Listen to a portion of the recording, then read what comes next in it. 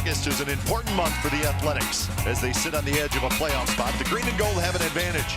17 home games in August, and 7 of those against teams they are trailing in the standings. Last night, the A's returned home to start their Coliseum run. The offense got off to an excellent start, scoring 10 runs and 12 hits in a rout of the Blue Jays. The trade deadline has come and gone, and the A's are happy where they stand, as they are now poised to make a pennant chase run. The fun is about to begin. A's and Blue Jays next.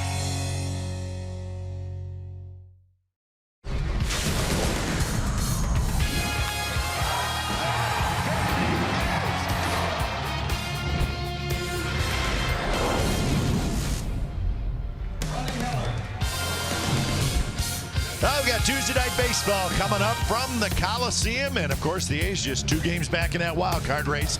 And Trevor Cahill will make his 12th start of the year tonight for the A's. It's the A's and the Blue Jays coming up on NBC Sports California, powered by Xfinity. Hey again, everybody. Welcome to Oakland A's Baseball, along with Dallas Braden. I'm Glenn Kuiper. Well, the trade deadline has come and gone. Of course, the A's acquired Jeremy Familia about, the 21st of this month, but the deadline is gone. And Dallas, tell us what it's like for a player, not being on the trade block, but in the clubhouse, when they see a team either go get a guy, or in this case for the A's, they didn't get anybody, and the players are okay with that. Well, I tell you what, Kuiper, it's an exciting time in a clubhouse for those reasons you just mentioned. One, if you're in a position to add and you're excited about the prospects, you're excited about who's going to come over and make an impact. But I think the story here in Oakland, and just after talking to a few guys around the cage, I think you're excited when you know that they've made the moves that they did early, all of the Familia move, but you know that you're looking around to your left and right, and we've got the mix right here. We've got the recipe for postseason right here in our own bowl here in Oakland. And I think that is the energy, that is the vibe permeating through this clubhouse right now. All right, so it is obviously the last day of July. Some players, well, they're ready to get to August. Other players would like to stay in July because they've had great Julys. Stephen Piscotty may want to stay in the month of July. He does, and I tell you what, Kai, this is on the heels of a June that saw him hit over 300, 4 homers, 14 RBIs. But now the month of July, he picked up right where he left off, 281, 8 long balls in this month, 18 RBIs, and he has been right in the thick of it for the green and gold. So Stephen Piscotty has led the A's to a terrific month of July. The A's 16-8 so far in July with tonight to play. So Trevor Cahill takes them out, and the A's trying to make it 2 in a row over the Toronto Blue Jays. We'll have lineups and first pitch from the Coliseum when we come back. You're watching A's Baseball here on NBC Sports California.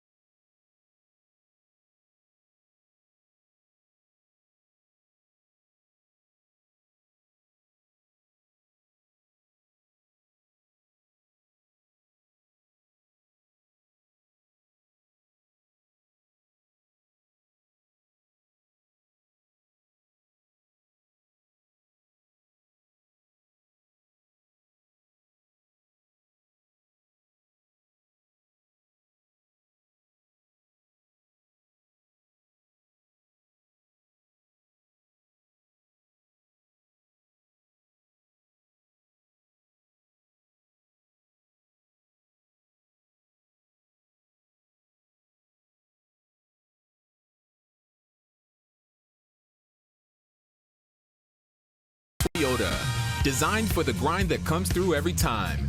See your local Toyota dealer today. Toyota. Let's go places. By Southwest Airlines. Low fares. No hidden fees. That's transparency. And by Jack in the Box. Try the $5.99 Jack Spicy Chicken Club combo with toasted sourdough. New from Jack in the Box.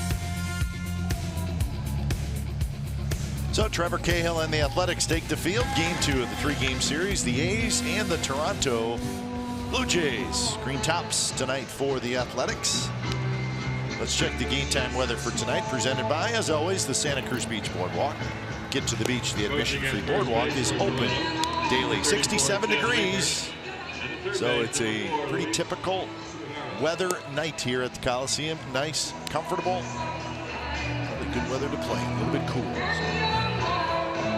Toronto Blue Jays starting lineup for tonight, brought to you by Southwest Airlines. And here it is. Granderson, Grichuk, Smoak, Morales, Solarte, Diaz, Smith, Maley, and Travis. He'll be staring down the pterodactyl, a.k.a. Trevor Cahill.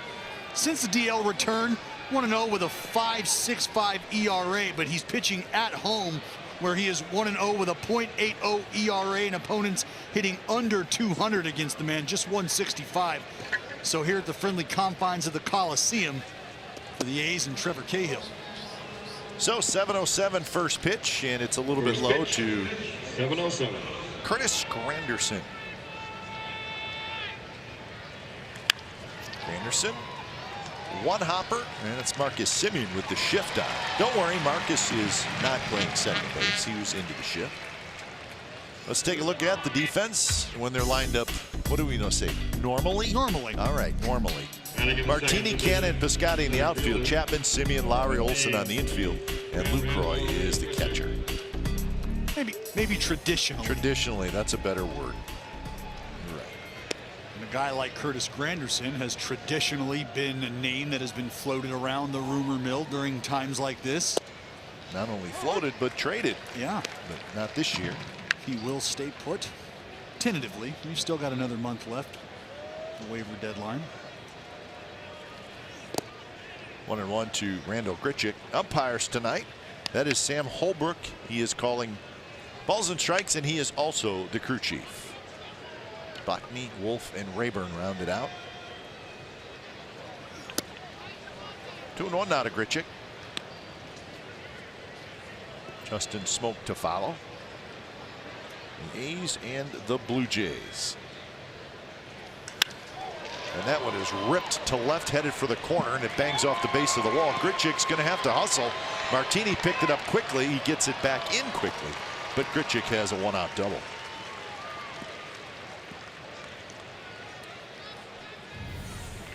Well, you can think that this team is going to be aggressive when you think about what happened last night to the Toronto Blue Jays, unable to stretch anything across until late in the game. Justin Smoak.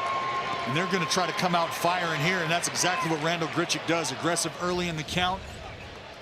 And the approach for opposing hitters against Trevor Cahill, is see this guy up. You know about the heavy sink, his ability to subtract with the changeup that he's really done well with this year. So 0-1 the count to Justin Smoak. Pitchcast brought to you by SoFi, a modern finance company.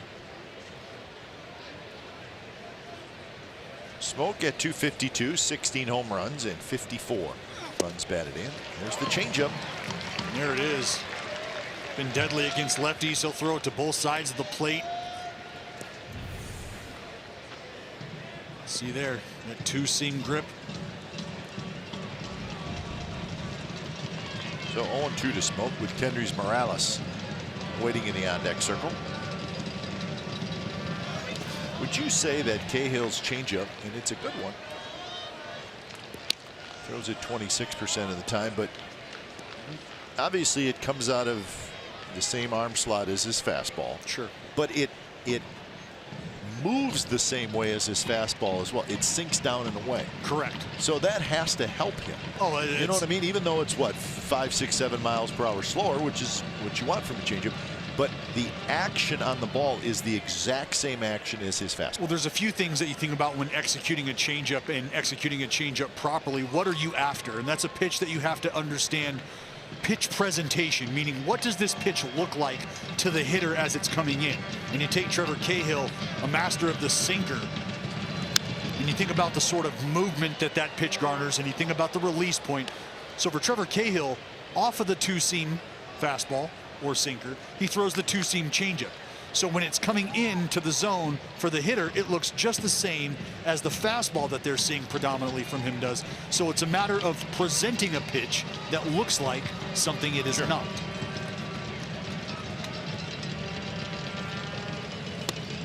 Strike 3 called. That was a breaking ball. That is who we know as Uncle Charlie. And Uncle Charlie has showed up early to the party. Again, Cahill, he's a guy, if you watch later in the game, I promise you we'll start to see that late four-seam fastball up in the zone in an effort to pitch off of that. Here comes Uncle Charlie for the put-away, turning smoke into a window shopper. So 2 away and a runner at second. Exmo brought to you by Cache Creek Casino Resort. So here's Kendrys Morales. And there's a look at the changeup there. First pitch to the lefties, and we talk about this a lot. What are you changing up off of if that's the first thing this hitter has seen? Well, that takes me to the next phase of the changeup, arm speed and hand speed. This is what hitters are picking up, Kipe. They see that fastball come, they see the arm speed paired with it, and if you're able to emulate that. See, there's the changeup, and it has that hard sink just like his fastball. Right, and if you can show them the same thing with 2 different pitches, big league hitters, more times than not, they're picking up arm speed.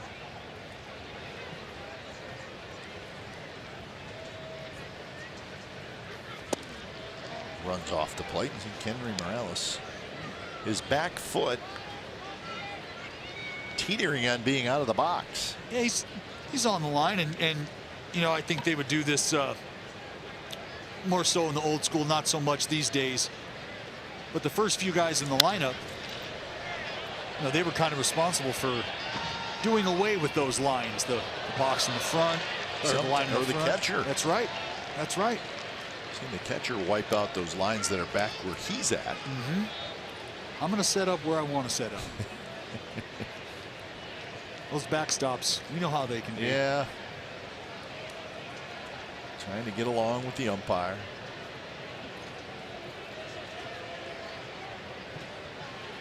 3-1 to Morales. And there's a line drive center field, a base hit. Here comes Grichuk. Canna is going to flip it back into second base, and a 2-out RBI hit by Kendrys Morales. And it gives the Blue Jays a early 1-0 lead.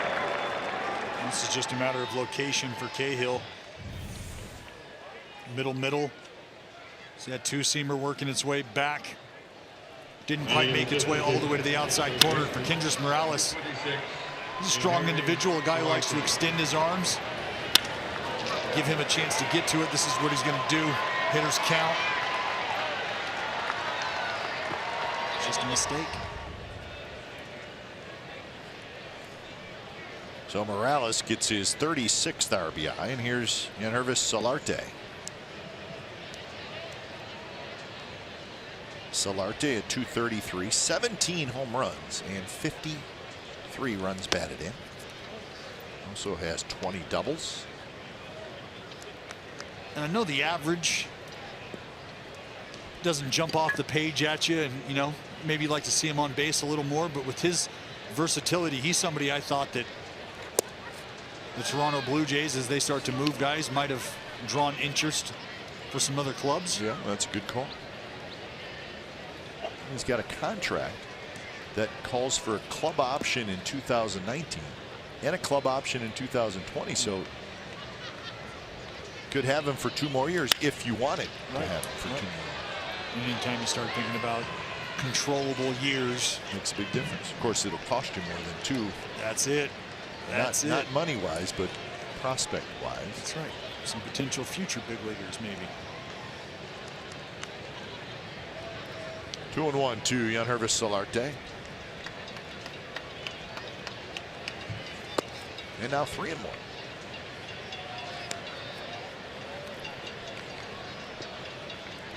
And aside from that breaking ball to Smoke, Trevor, it's like he's having a little bit of a difficult time locating the off speed.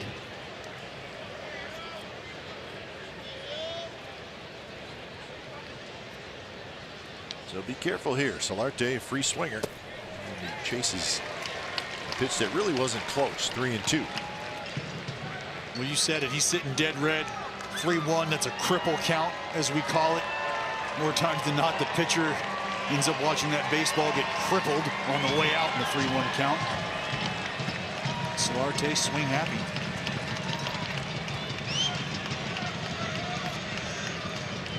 So the runner at first, Morales, will take off. And here's the 3-2 pitch, and it's ripped to center. Canna hustling back. Canna makes the catch at the warning track, and that will do it. But Blue Jays get an early run, and they lead it 1-0.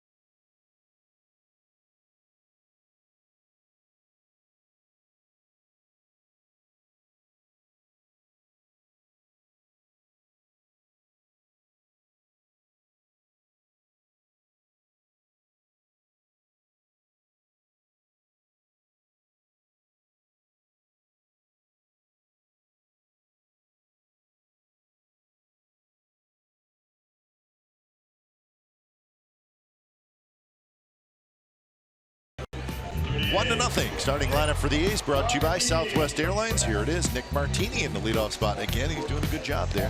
Then it's Chapman, Lowry, and Davis. Big month of July for Chris Davis, followed by Olson, Piscotty, Canna, Simeon, and Lucroy. They're taking on Sam Gaviglio. You see there making his 14th start, 16th appearance for the Toronto Blue Jays. Trying to keep these guys in the thick. Not been a great year for the Toronto Blue Jays. That got the opportunity to sort of take a look at some different guys. Sam Gaviglio looking to make his impression. And the first pitch to Nick Martini is a strike. Martini at 325 with 7 RBIs. He's got 5 doubles. He's got a triple. On base percentage of .426 for Martini. This is the 20th game that he has played in.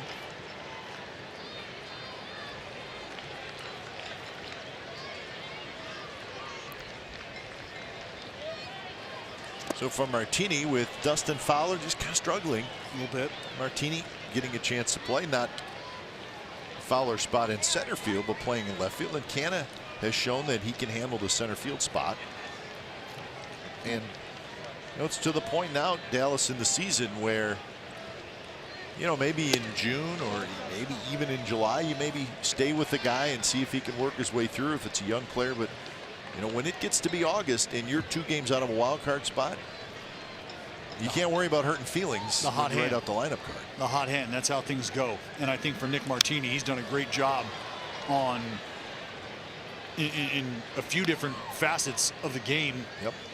He's done a great job on the base paths. He's done a great job leading off, taking pitches, working ABs. He's gotten some big hits, started some rallies. Everything you'd like to see from a guy near the top of the lineup. And as you said, Kite, there's no room for feelings at this point in time. He's 2 back of the Seattle Mariners for the second wild card spot. They're only 5 back of the Astros.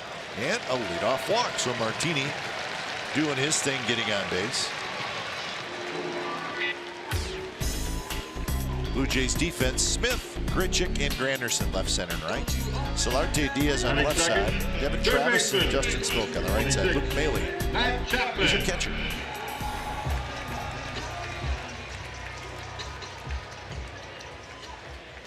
For Sam Gaviglio, he's trying to tap into the first few starts he made. Actually, the first 5 starts of the season for him. He was 2-3, but 3.32 ERA. Opponents hitting around 220 against the young man. However, the story has not been the same over the last 5 games. Still the 2-3 record, but a ERA north of 6. Opponents batting around 300 off the Oregon State Beaver. Yeah. Sam Gaviglio.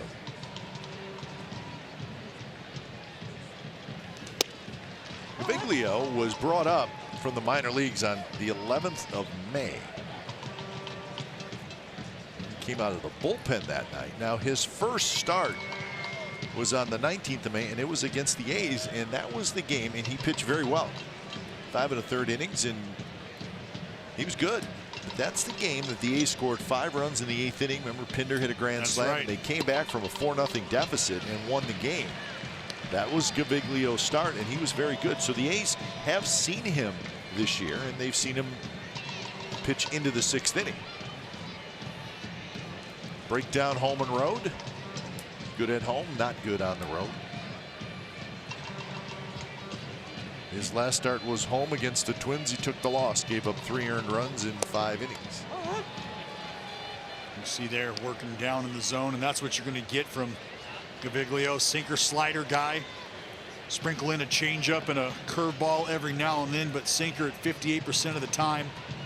Slider around 25% of the time.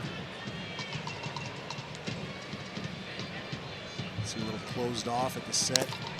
Chapman rolls it foul. So 2-2 the count to Matt Chapman. Well, tonight, any 95-mile-per-hour fastball is our fast pitch, brought to you by Xfinity, the fastest Wi-Fi at home and on the go.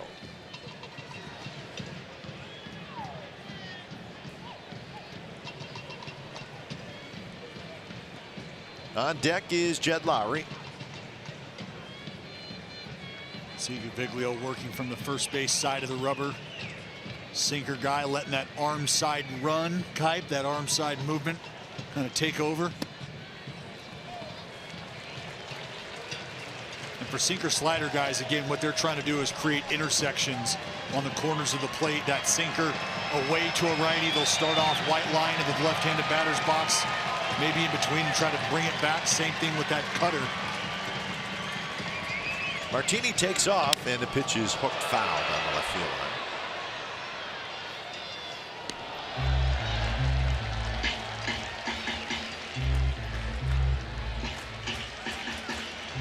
They are underway up in Seattle. No score in the 2nd inning between the Astros and the Mariners. That's Charlie Morton and Mike Leake. That's your pitching matchup.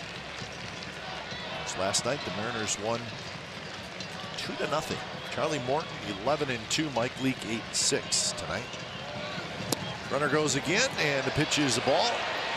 So the A's will have 2 on and nobody out. So back-to-back walks to open up the bottom of the 1st. Another great AB from Matt Chapman. Spoil a few pitches, wait him out. Batting in the 3rd position, second baseman. Gaviglio doesn't get the fish to bite. Jed Lowry. The A's are in business. So Lowry with the early RBI opportunity. 17 home runs, 68 runs batted in for Jed. 6th in the American League in RBIs.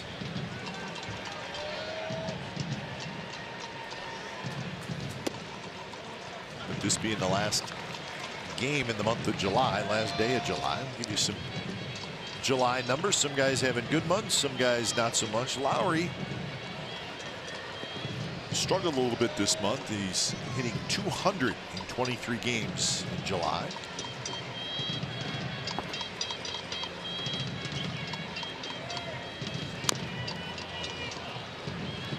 Checks up foul behind home plate.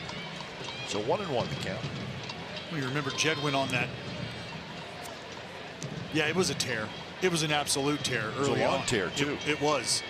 It was. He started getting right early, continued to ride that way for a while, went through a little bit of a skid in, we'll say maybe late May, early June for about 2 weeks. Right back on it.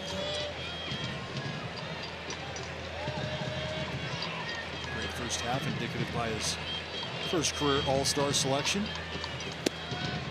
Strike, outside corner, and PitchCast says that it was off the plate. And I think Jed would probably agree with that. A man who has a very good handle on the strike zone. That's what we call a pitcher's pitch, right? That was a pitcher's pitch, pitcher strike.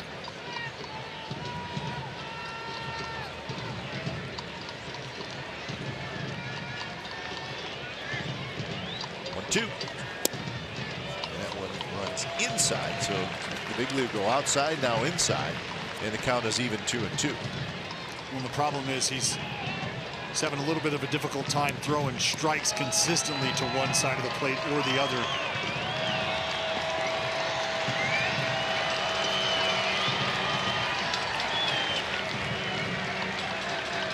Martini, Chapman are the runners. And that one is drilled to right. Granderson's right there, and he makes the catch. So that is out number one, and that will bring up Chris Davis. His July numbers off the charts. 309 is the batting average, 8 home runs, 27 RBIs, 29 hits, the OPS over 1,000. Chris Davis. And the RBI is the most in the majors, so he is indeed a Player of the Month candidate in the American League. 27 RBIs. That's meaty. That is meaty. So is 82 for the year. 28 home runs, 82 RBIs for Davis. That's second behind Martinez, JD Martinez. Yep, not just in the American League, but in all of baseball. That's right. RBIs, so second in the major leagues in RBIs. And you could feel the energy take it up a notch the day he came back off the DL, and I know it's been a while since then, but it became very apparent the sort of impact he has on this club when he is in the lineup and healthy. He's a threat. Everybody knows it. He's proved why over the last few weeks with some late inning heroics, some big time home runs. A's are 16-8 in the month of July. So one of the better records in all of baseball this month. And that's a low strike call, so we count even at 1-1. And if you're Gaviglio, that's where you want to stay here against Chris Davis. We know about the homer and the power potential to right field, Oppo. But for Gaviglio, your key, your bread and butter is sinkers down and away, sliders down and away. And now ahead in the count, Sam Gaviglio, 1-2.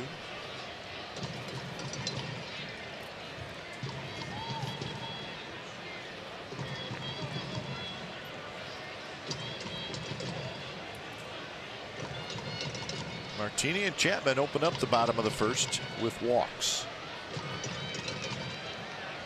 And this right here, Kipe, has been a struggle for Gaviglio, putting guys away once he's gotten them to 2 strikes.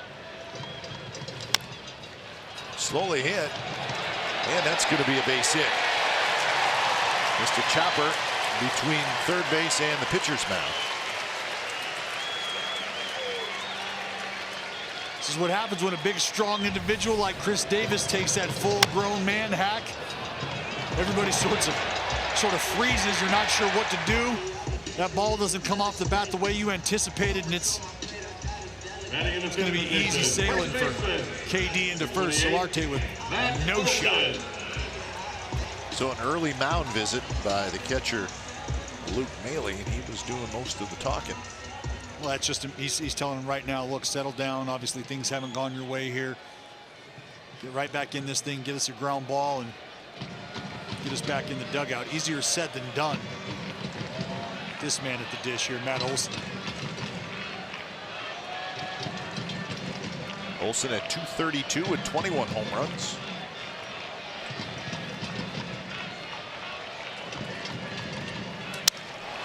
And that one is looped into left field, and that's going to be a base hit. And it's going to drive home a pair, and the A's lead 2-1. May have been a broken bat base hit. Yeah, just off the cup, Kite. This is some heads-up base running as well by Matt Chapman, which you can see just off the end of the bat for Matty O. And we've talked at length about Matt Olson and his approach to the opposite field. And that's a perfect example. Game situation. You got the bags juiced, shorten it down, and there you go. Chappie right on the heels of Nick the Dirty Martini. So RBIs 51 and 52 for Matt Olson. He's not afraid to hit the ball the other way. 25, Steven Piscotty. So still only one out, and here's Piscotty, and that one out was a line drive. Just back to Olson real quick. That's something you hear a lot. Maturation, evolution. Well, for me, it's an adjustment that he's making right now as the league continues to try to adjust to him. He's saying, okay, you're going to go away. You think I'm just going to be this Deadpool guy? Well, I will, for power. Sure. But when the game situation calls for it, I'm learning very quickly, and I'm understanding the importance of being able to cut my approach down and take what you are giving me, and that's why we're seeing this progress made from Matty O. 1-0 to Piscotty. Piscotty slices one down the right field line, and it is foul.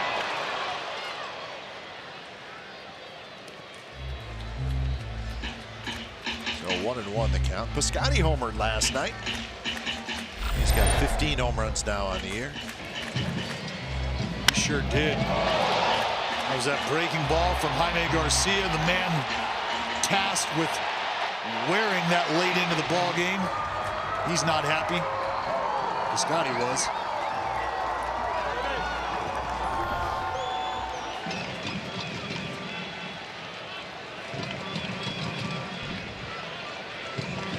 Davis, Olson, the runners, and that one's fouled straight back. Piscotty with 8 home runs this month. And Chris Davis. Calhoun with 9, Jonathan Scope with 9. Jonathan Scope is no longer a Baltimore Oriole. He is now a Milwaukee Brewer. If you're Oakland, you'll take that. Huh? 2 out of the top 6 boppers for the month. Absolutely.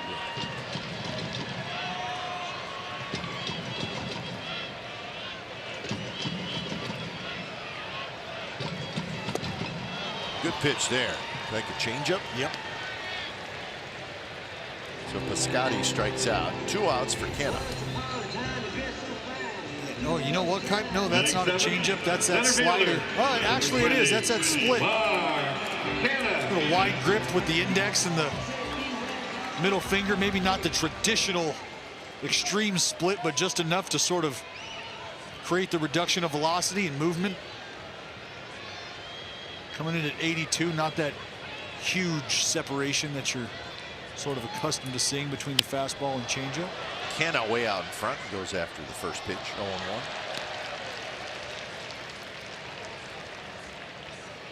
Canna 261, he's got 14 home runs, and he's got 41 RBIs. Throw in 15 doubles. Well, that sun is not going to be there much longer. So that group fighting it a little bit right now. Yeah, just wait it out. Go get you a beverage.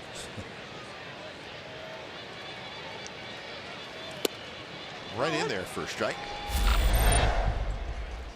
Mark Hanna also getting in on the action.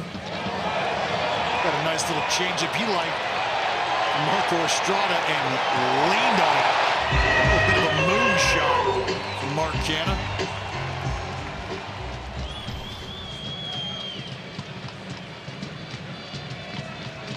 So Canna behind in the count 0-2. On the ground to the shortstop. Diaz charges in.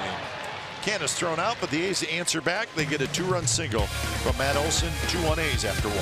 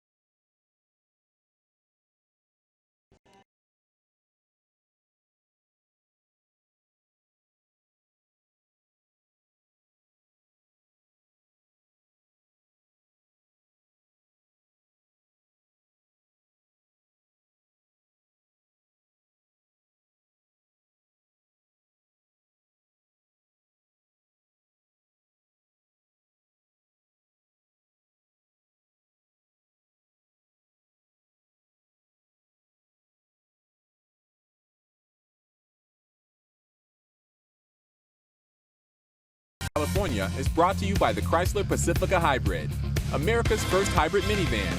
Test drive one today.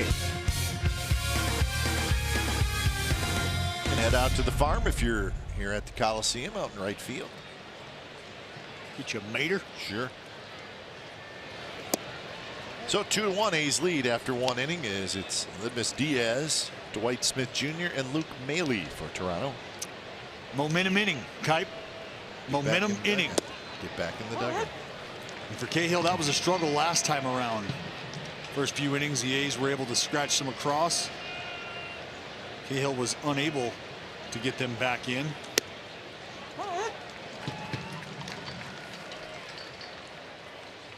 So 1-2 the count. There you go. Shut down innings.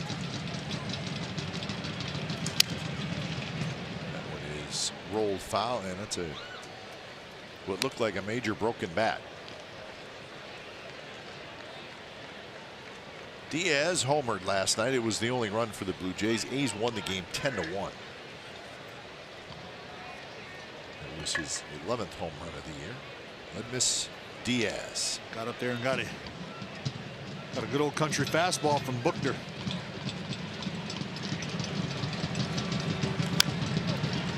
Foul at the plate. Let's take a look at it. It's a long one. Well, he went up there hunting one pitch only, the fastball from the lefty, and he got it. You mentioned, you know, guys coming in late in the ball game like that. It's a matter of getting work in. There's going to be guys like Diaz who are looking to get off early, not taking a strike.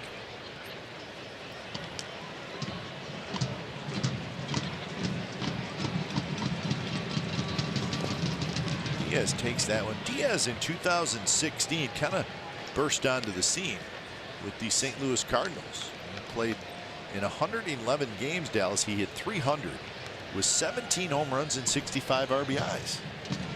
He was somebody that they definitely thought that they could start to utilize, rely on, plan for. Last year,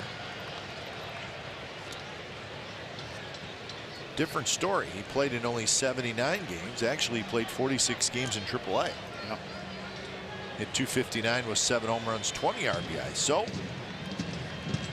Cardinals were like, which guy is it? So they traded him to the Toronto Blue Jays this past offseason. And he gets the leadoff walk right there. And with us again tonight is Kara Car, how are you? I'm doing great, guys. We all know that baseball players love superstitions and traditions. Well, a new tradition is emerging in the A's dugout moments before the players take the field. Check out this video from earlier tonight. You'll see about 10, 12 players loosely gathered in a circle, chugging Red Bull. Why, you ask? Well, earlier, before the game, I talked to Josh Fagley, one of the so-called creators of this tradition. He said it began a while back, but it didn't really catch fire until Texas last week, when the numbers just grew and grew and grew.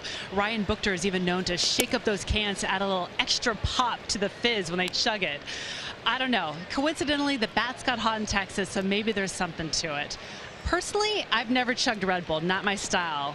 Dallas, Glenn, you guys into Red Bull up there? Every night. Part of your tradition? Car, you said only in the dugout. How do you know it's not happening up here in the broadcast booth? That's a very good point. We need a camera on you guys. Well, or maybe you should come up here and have a Red Bull with us right before the game. Well, hey, if they start winning when the three of us are talking, we're going to do it for sure. Got to keep it hot. If they turn a double play here. Yep. Oh, gosh. We'll see you up in the booth I'll next be there in the third. I so want Dwight Smith to hit a one-hopper at Lowry. Absolutely. You know, I used to, myself and old teammate Jack Hanahan. The great Jack Hanahan. That's right. Jack Hanahan, third baseman. We used to try to get up on the top step with that beverage and see if we could get them to come calling, maybe a little sponsorship or something. Never really worked out for myself or Jack. You got to be good at baseball, I hear. Now 1-2 to Dwight Smith Jr. But hey, guys are having fun. That's the key. And it's no coincidence. It's no coincidence that success and fun just happen to be going on at the same time. That's true.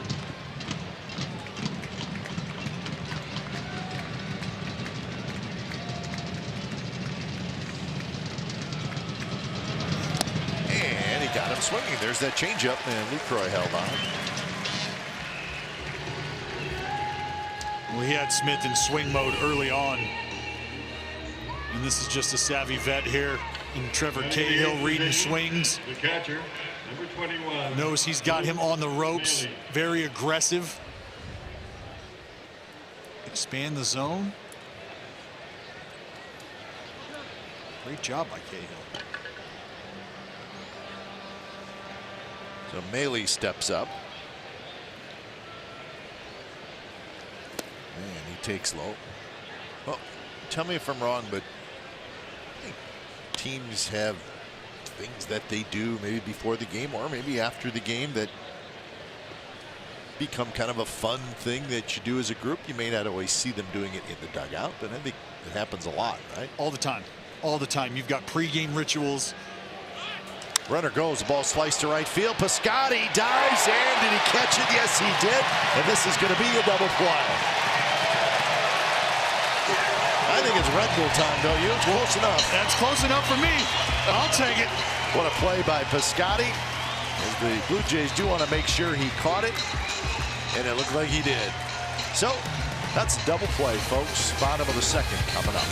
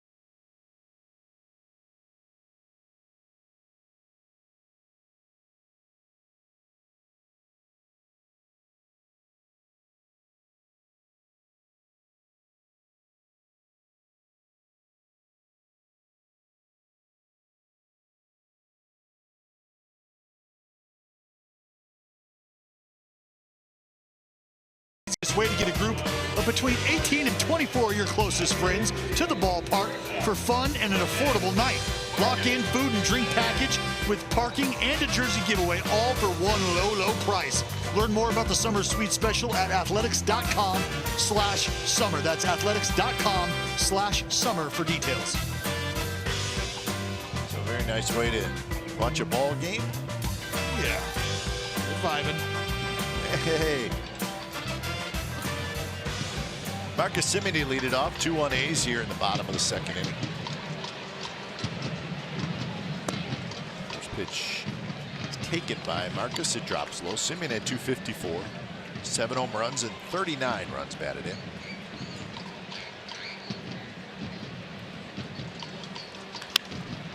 And that's off the glove of Solarte. Rose into shallow left field. Marcus makes an aggressive turn. He'll stay there.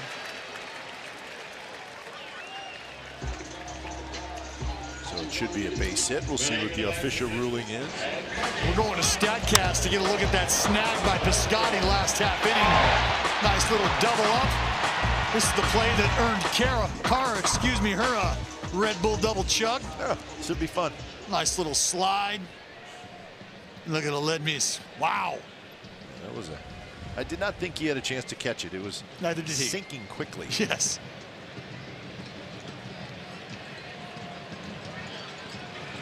So Semien is credited with a base hit. Here's Jonathan Lucroy. Inside corner strike. StatCast AI is powered by AWS.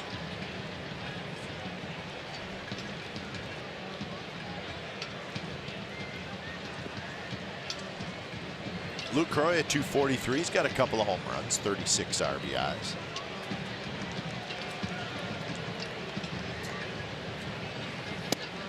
Another strike outside corner this time. Astros and the Mariners still scoreless. That game in the bottom of the third. Morton and Leak up in Seattle.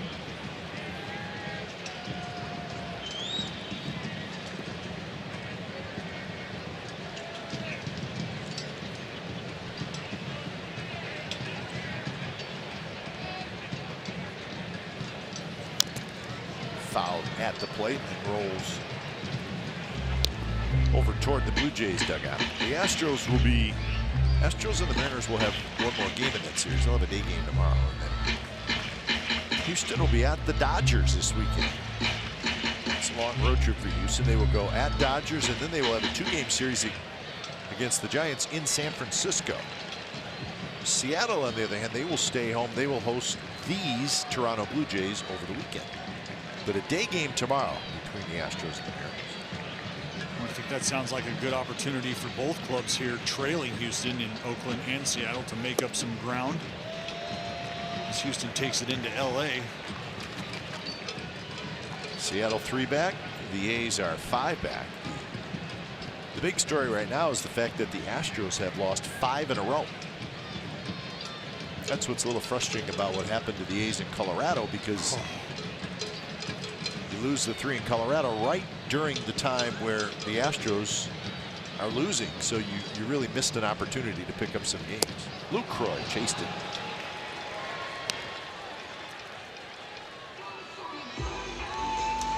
So second strikeout for Gaviglio. Yeah, the first one on the changeup to Piscotty. This one, the slider down and away to Lucroy. Luke's been doing a good job of late of handling the fastball. Fastball's up. Might be a little susceptible to those breakers down and away, trying to that foot down and be on time for anything up he can handle.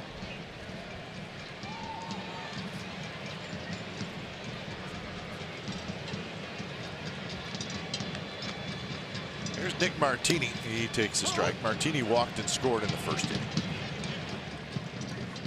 Gaviglio walked Martini and then walked Chapman, the first 2 hitters he faced, and then they both scored.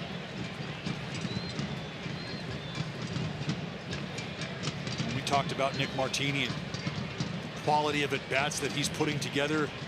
You mentioned the patience. That's a ground ball under the glove of Travis, and that's a base hit. Now the ball is bobbled by Granderson, and Simeon's going to alertly go to third. Marcus Simeon was not going to go to third until Granderson juggled it.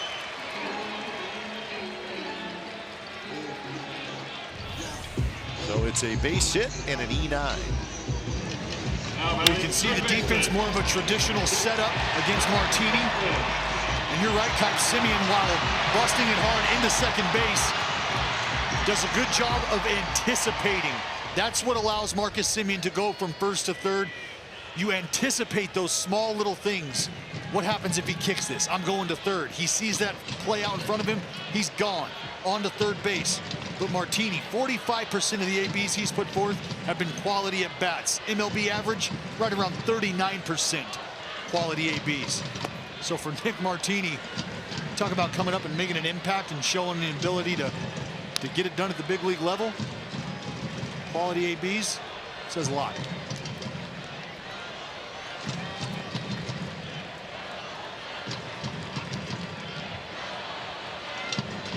Want to know the count to Matt Chapman.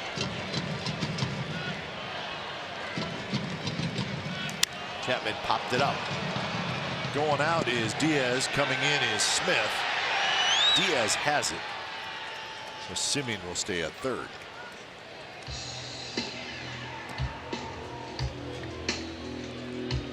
Chapman cannot quite get the job done.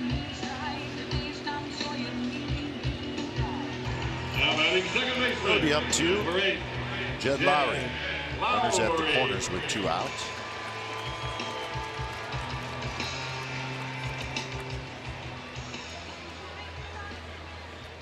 Batting average with 2 outs and runners in scoring position. Lowry 387, 6th best in the American League. Mark Canha 483. It's almost a cool 500.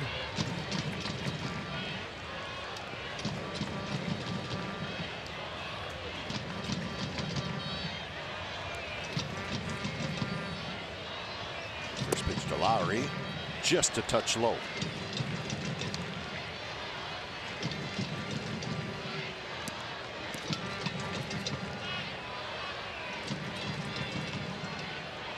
Lowry hit a line drive to Granderson and right in the first inning.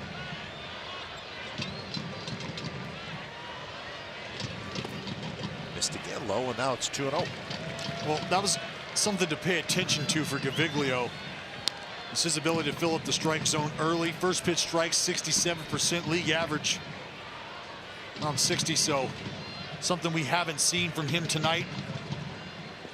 Only 5 first pitch strikes.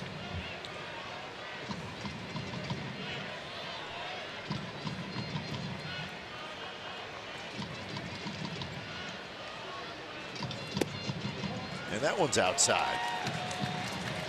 Gaviglio tried something off speed on 2-0 and he missed. He's trying to get himself back into the count and understands Jed Lowry. Pretty darn good hitter. Doesn't want to give in, give him something up and away that he can handle and shoot to the left side.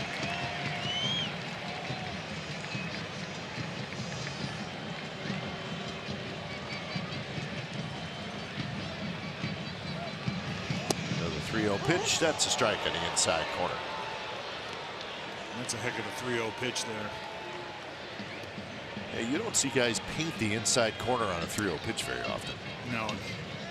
So there's a good chance Jed Lowry's not looking for that pitch there either. Maybe looking for something out over the heart of the plate if he did in fact have the green light.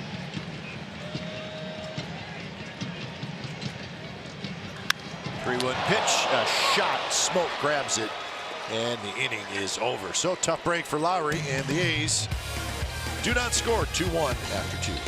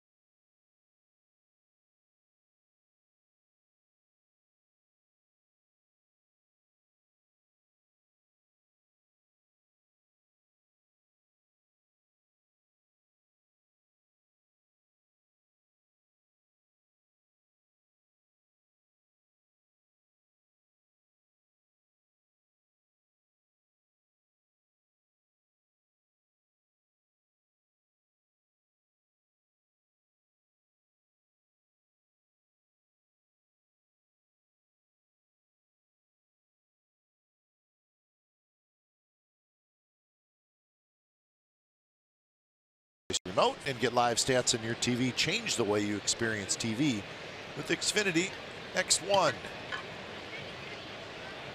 Mustache Monday was yesterday, but you know, it can carry over. He's early for next week. Off day. Yeah. Devin Travis leading things off, 1-1 the count to Travis. So July 31st trade deadline. That deadline passed at 1 p.m. Pacific time. There was some pretty significant deals made today. A lot of action. Yeah, there was a lot of action. So take a look at those. A lot of action the last couple days.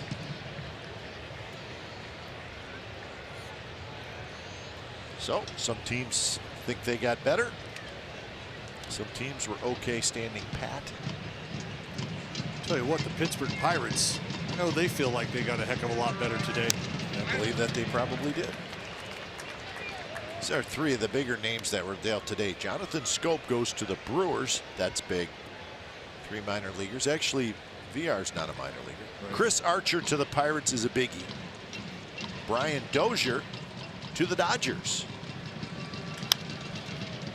Chapman waits, gets a good hop, throws across, and Travis is out. So again, we decided that these may be the 3 biggest names that were traded. And you look at Scope, he's not a free agent until after next year, so the Brewers will have him next year as well. Control factor. He's been banged up this year, but coming off a couple of really good years for the Orioles, so that's a big time deal for the Brewers, who got Moustakas a couple days ago. Archer, we know all about Archer. He's got a friendly contract, 3 more years under control for the Pirates, who that's the key, are surprisingly in the race, the Pittsburgh Pirates, so they deserve certainly credit for that. And it seems like the Dodgers have been kind of looking for, well, they needed help at second they need base. a little help at second base, and Dozier's got good pop. He'll be a free agent, so it's a full rental. The first 2 guys were not rentals, but what'd you think about those 3 deals?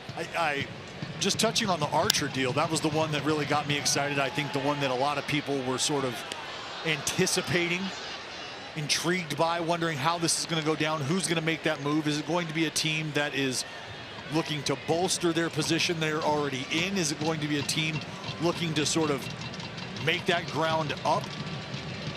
And who came knocking? The Pittsburgh Pirates. They did. Granderson strikes out. So some other trades from today, and again, keep a close eye on the names. Tommy Pham, Rays got in from the Cardinals. Leonis Martin goes to the Indians. Ziegler, the Diamondbacks. Ramos to the Phillies. See Kinsler, Aaron Lope. How about that? Lope and Axford were both traded, so they are not here anymore. Cameron Maybin goes to the Mariners, and Jake Diekman. Just saw Diekman. Diamondbacks get him. So the Diamondbacks get Ziegler and Diekman, so they help out their bullpen a lot. And I gotta tell you, Kipe, it was interesting. Showing up to the yard today a little early, and as I'm just kind of checking out the field, I notice a guy down there throwing a bullpen. Last name Axford. First name John. Thinking, wait a minute, you're not on this team anymore. Why are you down here throwing a bullpen? So it's kind of raised some questions, like, you know, God forbid you don't ever want to even put this out in the universe, but say it's a misstep, a tweak of a calf or That's something. True. Axford and Loop both gone. You know who else did a lot today? Not today, but the last couple of days. The Atlanta Braves. Atlanta Braves got Gausman from the Orioles. They got Darren O'Day from the Orioles. Yesterday they got Brad Brock from the Orioles. Separate trades. And yesterday, remember, they got Adam Duvall. They got Johnny Venner. So the Braves, they're serious about it as well. So trade deadline behind us. A lot of guys changing positions. Chris Davis not going anywhere. He's going to lead things off.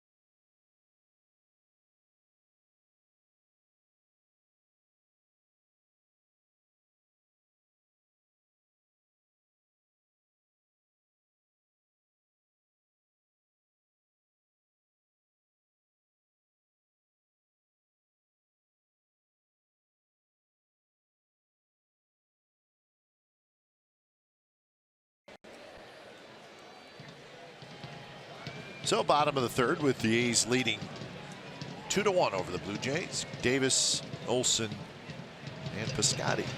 So the A's got 2 in the first, and they were threatening in the second, but could not score. Davis had a base hit in the first inning. It was an infield hit. It loaded up the bases. So it may not have been Chris Davis' hardest hit ball of the year. Probably not. It was a rally extender. It just looks like he hit it off the wall and fell out of the box in the scorebook. Still counts. Good breaking ball there from Gaviglio. And for somebody who's not going to overpower you with velocity, that's got to be something Gaviglio can do and execute throughout his outing. Off speed for strikes, off speed just out. Center field. Great check back. And that baby is gone.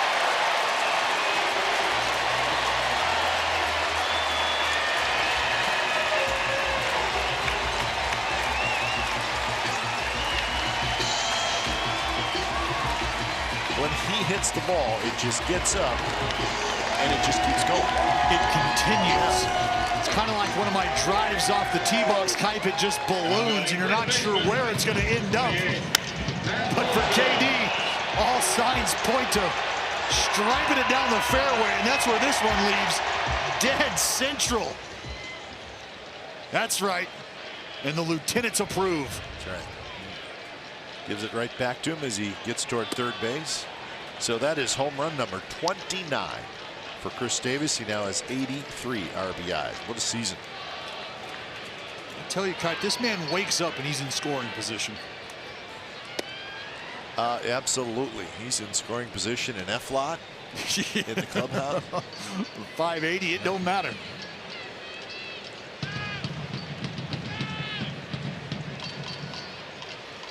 Olson 2-0 is in first strike. So the A's with a couple of home runs last night. They got one tonight.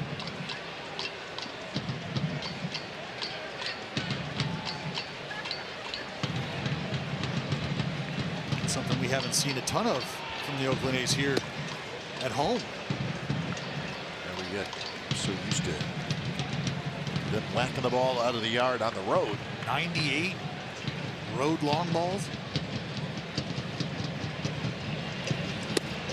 Well, the Yankees leading the American League in home runs hit with 167.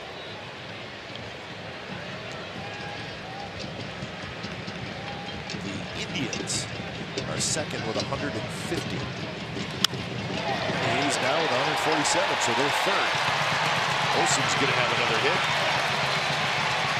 And this one's going to be a double. So, Matt Olson a single and a double. So that was Chris Davis' 8th home run since the All-Star break. Now batting right That's the most fielder. in all of baseball.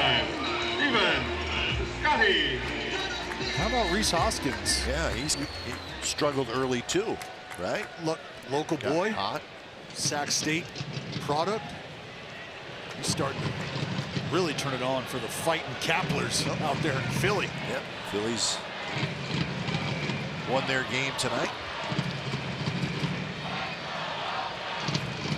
Phillies in first place, just by a smidge over the Atlanta Braves. I think that's going to be a fun race to watch. Phillies beat the Red Sox at Fenway 3-1. That's right. Yeah, that is a good race. Nationals, even though they've had their ups and downs, they're only 5.5 back. I tell you, they're only 5.5 back, but for some reason it feels like they might be 10 back. That's true. So those are the standings in the National League East with the Phillies win.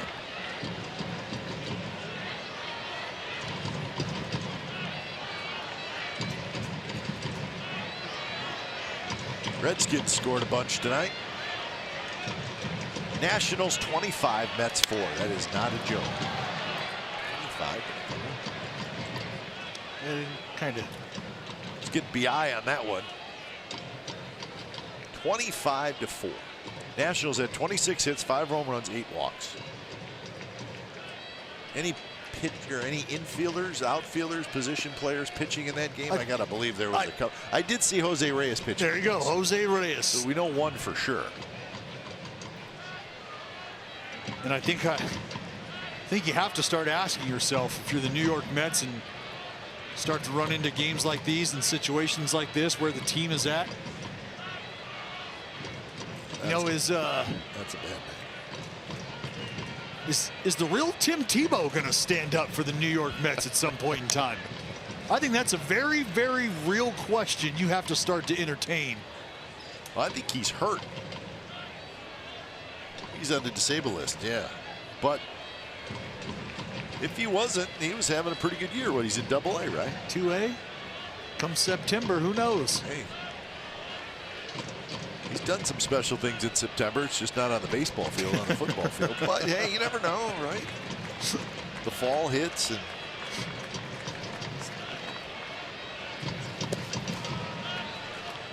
it's a great job by Maley behind the dish. Kicking out, keeping that breaker in front. With 2 strikes and nobody out. Good chance that Ole's on his toes out there at second base. This kicks right or left. He's at third base easily.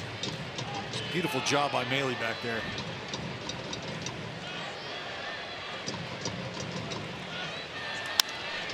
on the ground to the shortstop. That's Edmus Diaz, who throws out Piscotty, but Olsen goes to third. Get your calculator, Kipe. KD, long ball time. Statcast coming up. Almost 110 off the bat. 32-degree launch angle. 421 feet away from home plate. That's a bad man, Kipe. Yep.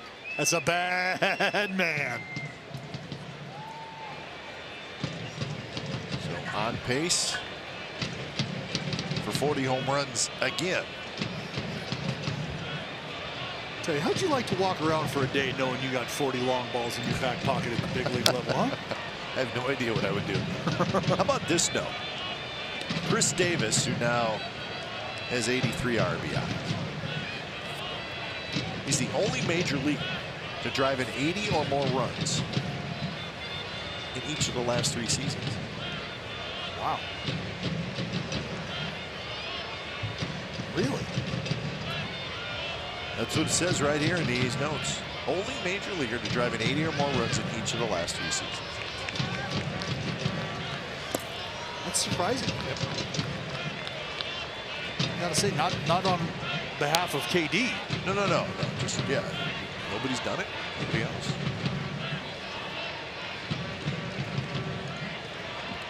Well, when a note starts out by saying you are the only major leaguer to do this. Yeah. It's pretty good. Sometimes it's good to have no company. And there's a base hit left center field. Canna went down to get it. It's going to knock home Olsen. Canna's going to hustle into second. He's going to have an RBI double, and it's 4-1.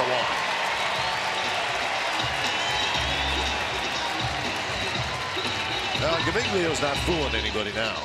No, he's not. And I tell you right now, you're starting to see this baton get passed from hitter to hitter. KD leads off with a big blast. Ole with a double. Piscotty a nice AB, and he hands it off to Canna, who, as you said, Kite, goes down and gets it. Drop the head. Ole trots in for another. Green and gold are starting to pour it on a little. So Mark Canna gets his 42nd RBI.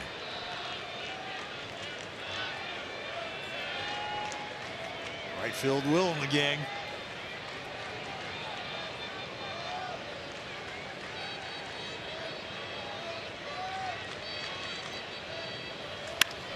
And that's another base hit. Canna's going to get to third. Mac Williams will stop him there. Canna had to make sure it was going to fall. So that's 4 hits in the inning. Yeah, it's a tough read for Canna for a couple reasons. One, you're not sure how hard this ball is actually hit. You've got to make sure that it's going to fall. But number two, if Ken is going to read this, he's got to turn his body and make sure that that ball is caught so he's not able to continue to bust. You see that right there. He's got to turn and check up just a touch. The heads up job by Marine Matt Williams over there, third base coach. Hold Ken up. That's Luis Santos warming up.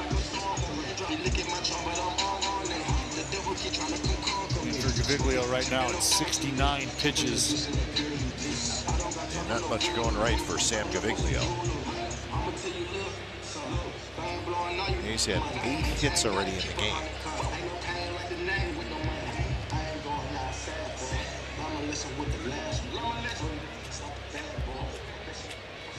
Gene Segura has homered for the Seattle Mariners. Mariners lead 1-0 over the Astros in the bottom of the 4th inning. Gene the hit machine. Gene the hit machine, and he is a hit machine.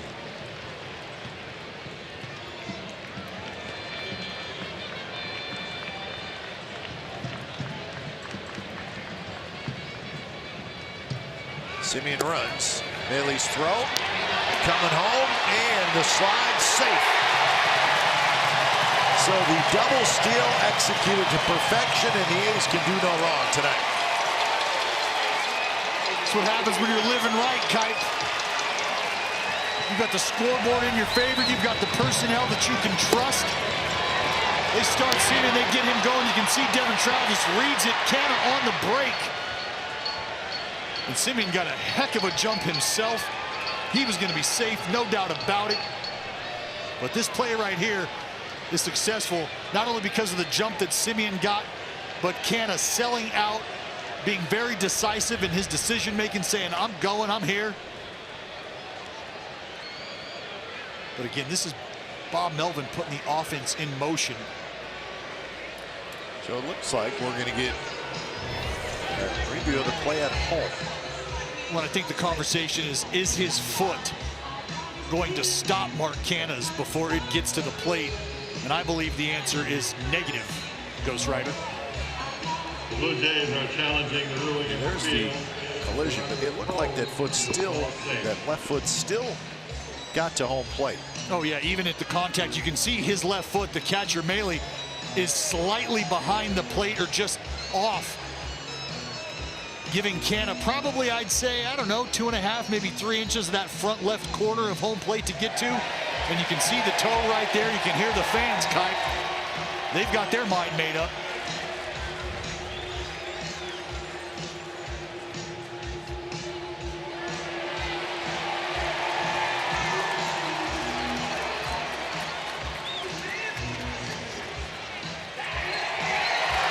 So the call is confirmed. Canna is safe.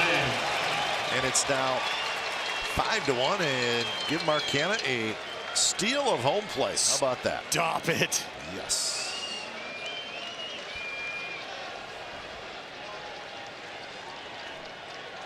So 3 runs in, and now Simeon at second base with 1 out.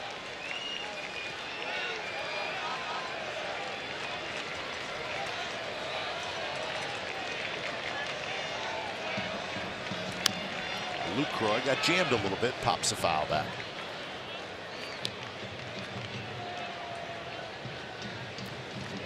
You want to talk about an exciting brand of baseball?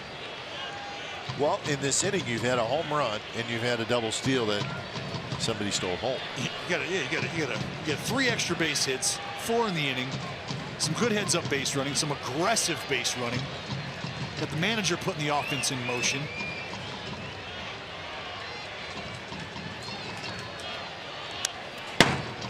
One and 2 now to Lucroy.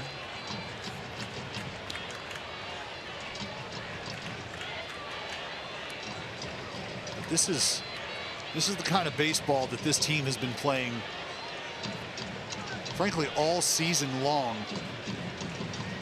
When you start to get everybody in the lineup contributing in one form or fashion or the other, you start to see this team really become something you can get excited about. Well, you know Bob Melvin is feeling frisky when he does a double steal. Right. I mean, the A's don't steal a lot of bases. In fact, they've stole the fewest bases in the American League, but that was a well-executed double steal. And it's that man right there, Mark Canha, heads up read. And again, just being decisive.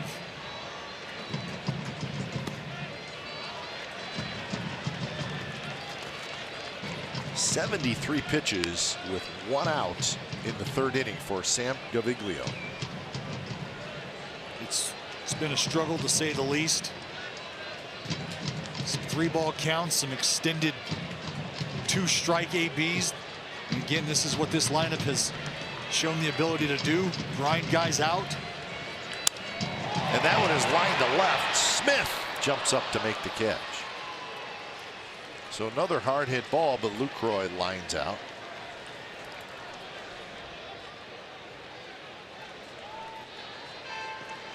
So 2 outs here in the 3rd, and John Gibbons is coming out. You can see Smith tracking this low linea.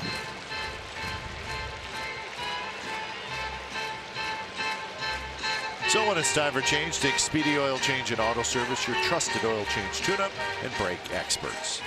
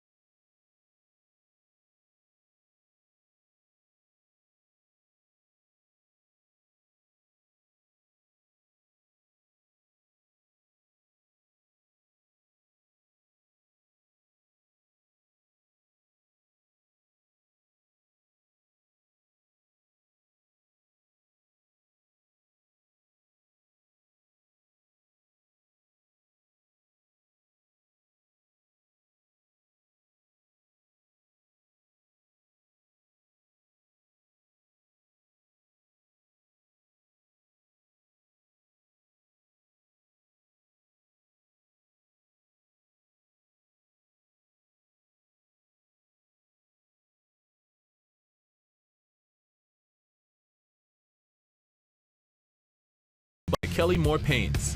Go where the pros go. Kelly Moore, the painter's paint store. Seriously, Dallas. Oh, nachos loaded in an A's plastic batting helmet. Wow. Feel cheated. As our broadcast partner Ray Fosse would say, wow. Except he says it when the A's hit a home run. We're saying it over nachos in a helmet. Both of them are good looking. Both of them are good looking. Loaded nachos, I might add. The new pitcher is Luis Santos.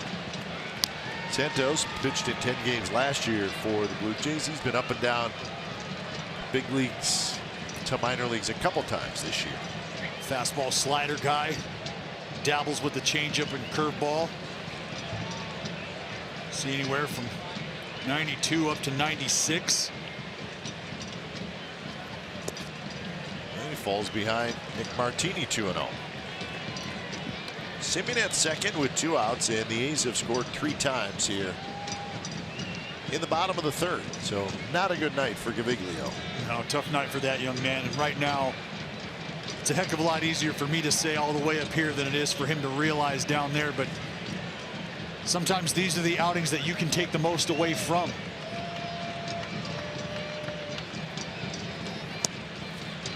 And I mean, you'd be able to sit back and sort of mull over some of the at-bats that didn't go your way. And unfortunately, on nights like these, there's probably more than 1 or 2 that you have as an example. But you'll go back to the video. Maybe it's a mechanical issue. So you're saying try to get something positive out of it if you can. You have to. Every day spent on a diamond is a day that you can learn something about yourself, about this game, if you want to. If you want to take something away from it, if you want to learn from this game, it lends itself to teaching every minute. So Nick Martini in 3 innings has walked, singled, and walked. So now 2 on, 2 out for Chapman. Another quality AB. What's a quality at bat? Well, it's an at bat or a plate appearance in which a productive out is earned, or a knock. You're on base. Maybe you're grinding out an at bat. 10-pitch at bat is a quality at bat. So there's more than one way to skin an at bat. First pitch to Chapman, and that's inside. Santos has yet to throw a strike, and my guess is if you just walk the first hitter you faced on 4 pitches, and your 5th pitch is a ball, and then you put your hands on your hips and stare in at Sam Holbrook, generally speaking, probably not a great idea. No, and on top of that, he's missing location, and his catcher's doing everything he can back there. You can see Mahle trying to dress up the last 2 pitches that have missed inside. Well, I don't know what Santos is looking at. That's not a strike, and it's not that close to being a strike. You know, though, Kipe, sometimes the mindset of a season can creep into you in a matter of a couple pitches, and things haven't gone well for the Blue Jays all year long, frankly. And sometimes that emotion can come to a head. That one catches the inside corner, so they count 2-1. Chapman walked and scored on the first, and then hit a fly ball to left field in the second.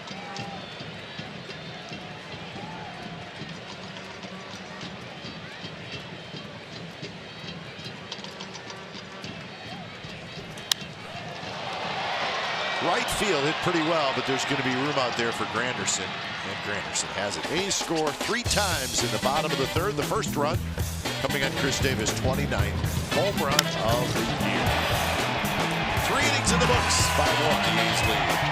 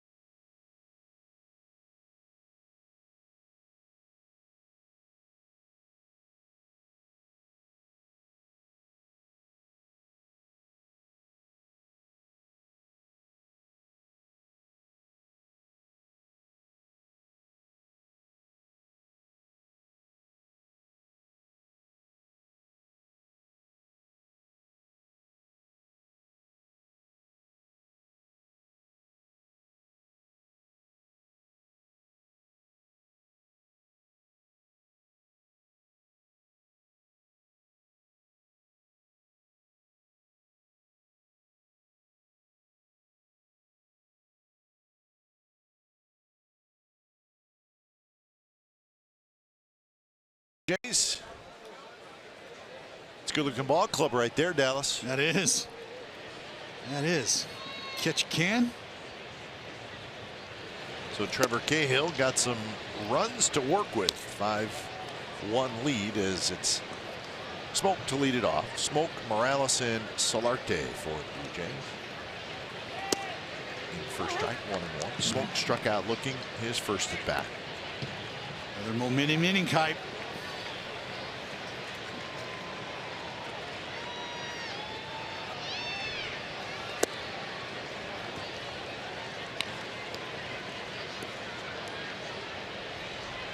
Smoke did not play last night. And he belts one down the right field line, hooking around the foul pole and gone. Line drive home run for Smoke, and it's 5-2.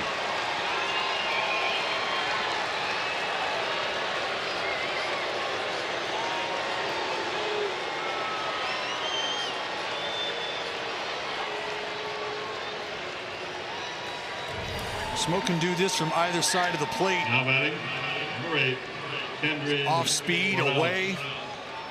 Stays up just enough, and whether it be from the right or the left, long arms, either side for Smoke, he likes to extend them, and that's exactly what happens here. So that is home run number 17 for Preston Smoke. Smoke finally, and I say finally because he's been around a while, put it all together last year. Yep. He was terrific last year, was an all-star. He hit 38 home runs last year. That one was ripped toward the gap in left center field. Martini hustles over. Morales does not run well, so it's going to be a long single for Kendrys Morales. So a homer and a single against Cahill to open up the 4th inning. It's our Built for Baseball brought to you by T-Mobile. Trevor Cahill's only career win for was on April 7th, 2011. He went 8 innings, 3 hits, 1 earned run, 7 strikeouts. That was April 7th, 2011. 7 years ago. You were cheering him on from the dugout. Sure was. Sure was. That a boy, kid. Look at the Rogers Center. Go get him, Dactyl. For the folks who don't know, I mentioned his nickname earlier at the top of the broadcast. Pterodactyl. Yes. Chapman's throw, and Olsen, unbelievable.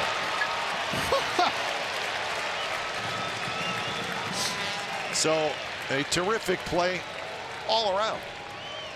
It's old hat these days. I tell you what, the best play might have been Trevor Cahill getting the heck out of the way and letting the athlete take over. See Chappie coming in, charging. Strong throw across his body, a little one hop using the turf. Matty O, great job by Matt Olson here, folks. Let this ball travel a little deeper. Doesn't try to go out and get that hop off the grass. That ball is going to skip. Not going to get the same sort of bounce you would off the dirt. So a great job by Matt Olson to allow that ball to bounce and travel. 39 scoops. You got to think long and hard. You can remember a scoop that Olson missed. Tell you what, go ahead and lock himself down a post-playing career job at the local ice cream parlor with all that scoop going on. So this is Elimas Diaz. He bounces with foul. I think when Solarte bunted that, I think he thought he had a hit. Oh yeah, yeah, no doubt. You know, just it's all right. He doesn't play in the AL West. He doesn't know what's going on over here at the hot corner. He doesn't know.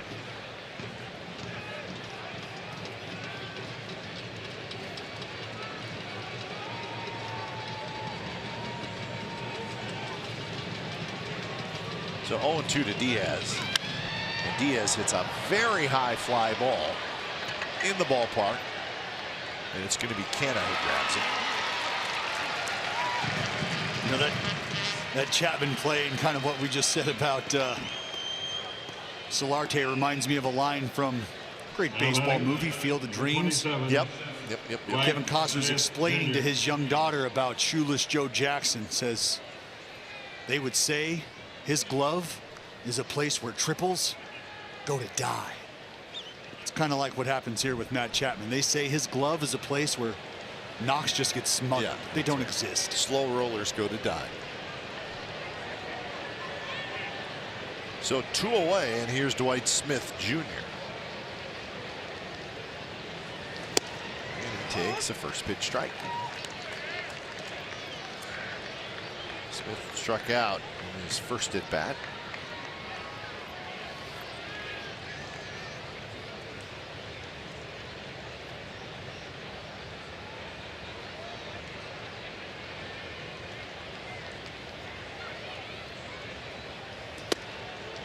just a touch high. Smith has a pretty good leg lift going.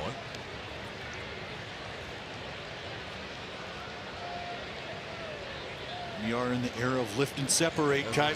Very true. Lift and separate, finish high, let it fly. Tap foul. Dwight Smith Sr. Remember him? He played in the major leagues for a while, and he was with the Atlanta Braves in 1995 when they won a World Series. So some hardware.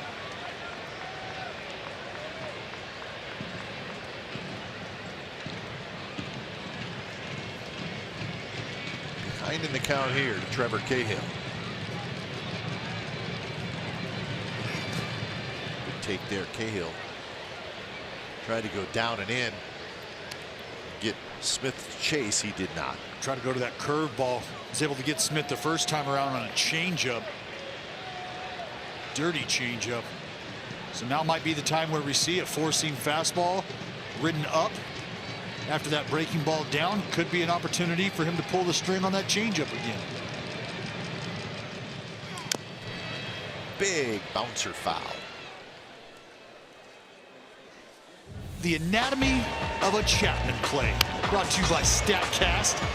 0.67 transfer. 0.67 seconds from glove to hand on over to first base. That's what you call one foul swoop.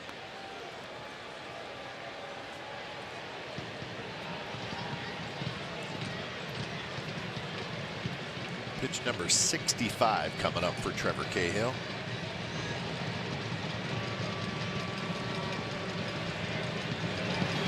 And he got it. Changeup, 84 miles an hour.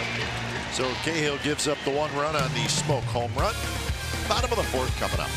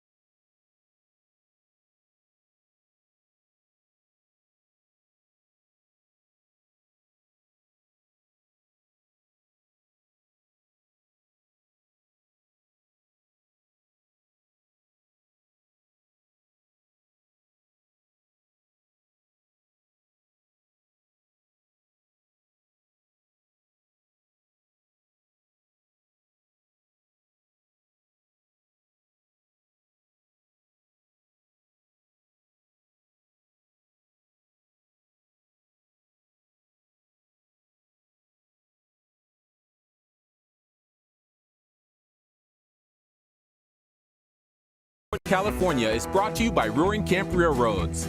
Spend a day out with Thomas through the big trees at Roaring Camp.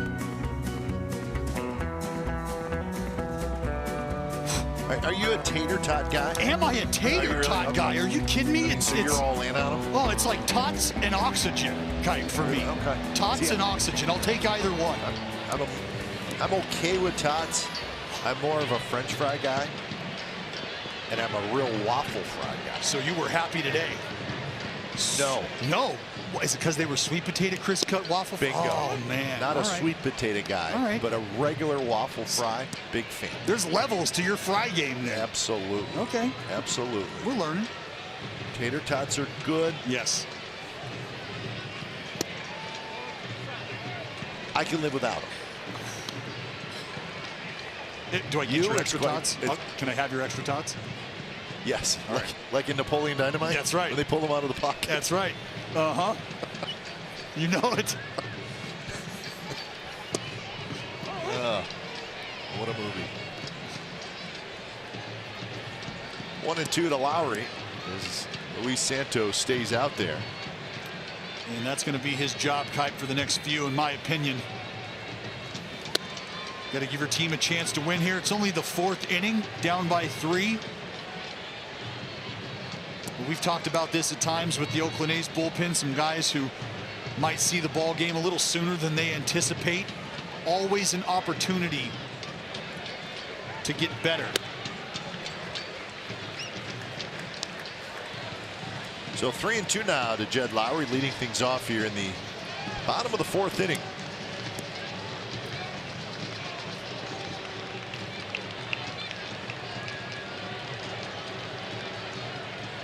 Lowry a line out and a ground out so far.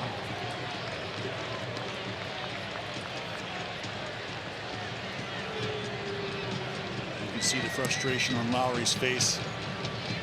Last AB when he hit that missile into the glove of Justin Smoke. Missed that one. A pretty good fastball on the inside corner. So that is out number 1, and let's check back in with Kara. Hey guys, the A's are hosting Teacher Appreciation Night here at the Coliseum. If teachers registered ahead of time, they received free tickets to come to the ball game tonight. And nearly 5,000 teachers locally took them up on that offer. Pretty sweet. I'm here with 2 of them right now. I'd like you to meet Hans Schmitz, high school teacher at Sierra High School in Manteca. Hans, what does this night mean to you and your family to come out for free and catch a game? Yeah, it's really nice. We go back to work this Friday, so it's a really good end of summer thing for us to do because we love coming out to A's games in general. So to be able to come out here for free as part of our last week of summer is just amazing. Wonderful. He's a broadcast teacher, so he's taking notes whenever he watches A's games.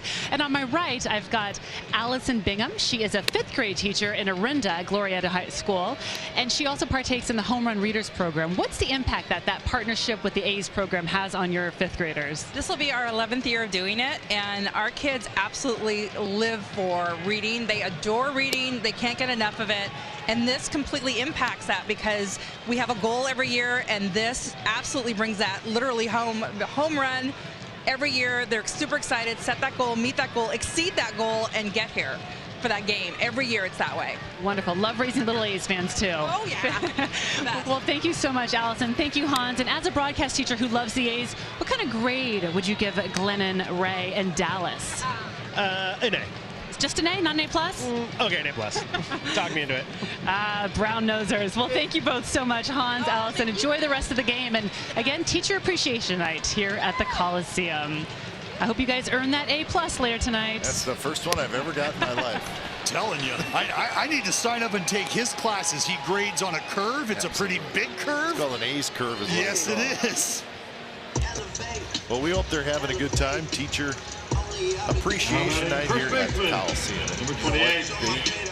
They need to be appreciated even a little bit more. Oh, buddy, you want to talk about, unfortunately, what is a thankless endeavor. Yeah. Yeah, their paychecks should probably be a little bit bigger. They should reflect the impact they have on our society. It's said a lot and thrown around a lot, but not all heroes wear capes, and I think that rings very true for our educators across the nation. Matt Olson's had a good night, a single, a double, 2 RBIs, and a run scored. And it's no mystery to me, Kai, why Matt Olson is starting to swing the bat, or is continuing to swing the bat, in my opinion, better than he was early on in the season. He's out early today, getting his work in. Probably 30, maybe even 40 minutes or so worth of drills. Somebody who really cares about his craft.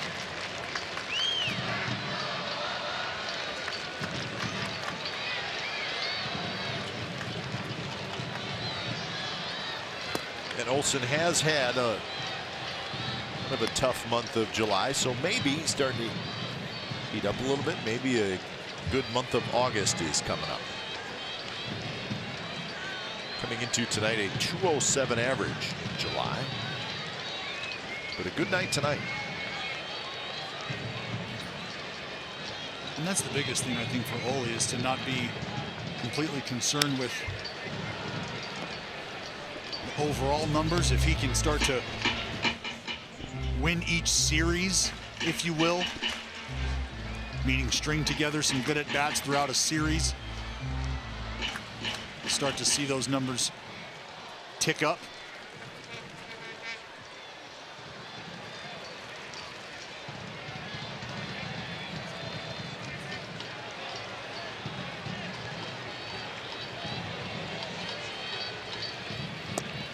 Good take there down and in. Evan Gaddis has hit a 2-run homer for the Astros. El Oso Blanco. Yes, so the Astros now lead the Mariners 3-1 going to the bottom of the 6th inning. So the Mariners had a 1-0 lead, but Astros have answered back. Gaddis with the big 2-run shot.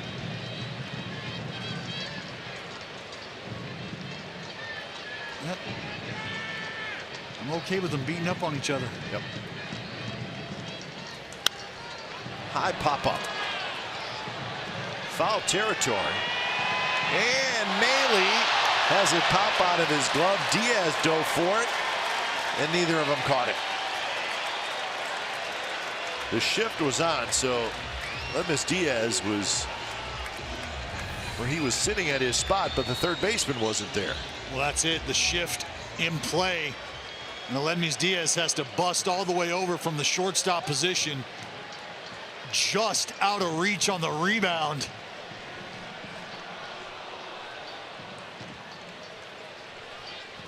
That's unfortunate for Diaz. Boxed out by the invisible man, just could not get enough leather on it.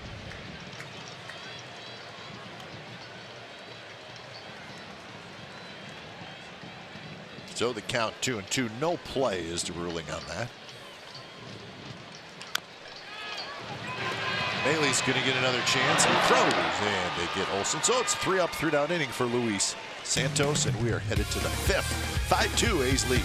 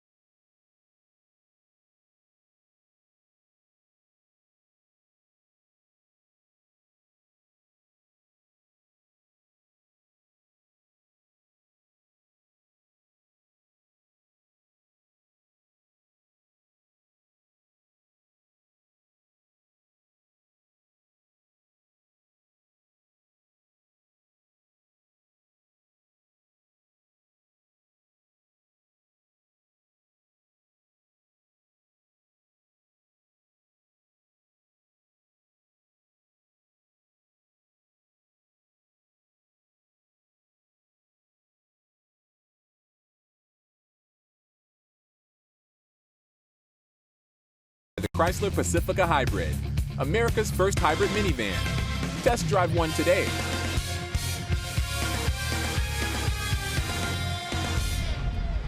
Simply shawarmas.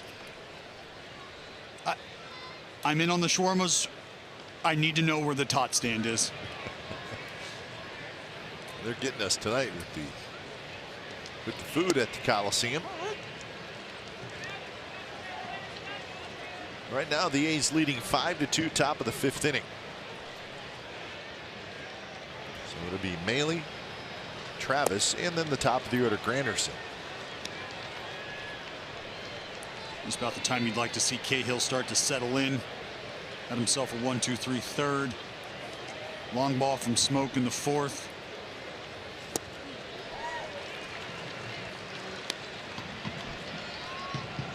So Cahill jumps ahead. He's thrown 68 pitches now here into the 5th inning. Brendan Compton starts to throw. He's brought up from the minor leagues.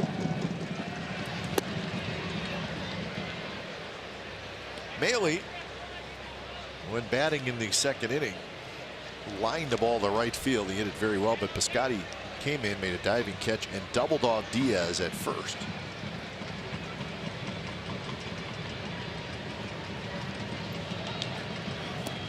And that's a good take by Maley. It's a heck of a take by Maley. Good changeup down and in from Trevor Cahill. Looks very similar to that sinker he likes to bore in on guys. Olsen should have a play in foul territory, and he does.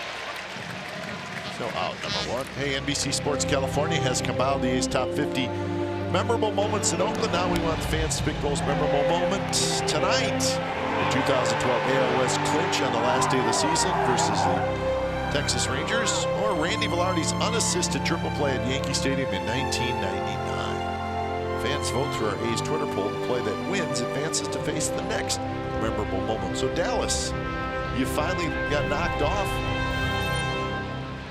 Yeah, he gone. You all right? It was a good run. You had a really good run. That was a good run. 2 months worth of run. Cardio through the roof. Good run. I had you going all the way. Although that last day, 2012, that was quite a day. I mean, rocking. Tough. The house was rocking, Kipe. Yeah, that was a good day. But you know what? Perfect game. That's a pretty good day as well. And not bad. But one good day as opposed to, I think, a feeling that a lot of fans had longed for quite a while. A deserving fan base nonetheless. Yep.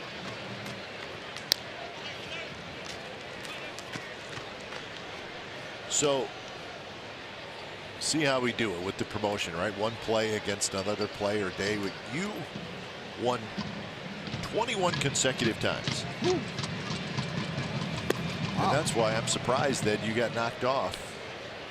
Not that the 2012 last day wasn't a great day. You were hot. Well, it was getting expensive, Kipe.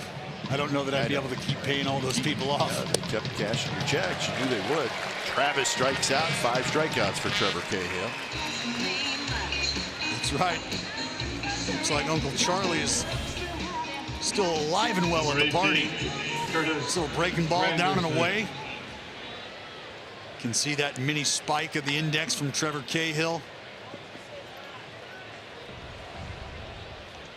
Devin Travis agrees. Dirty.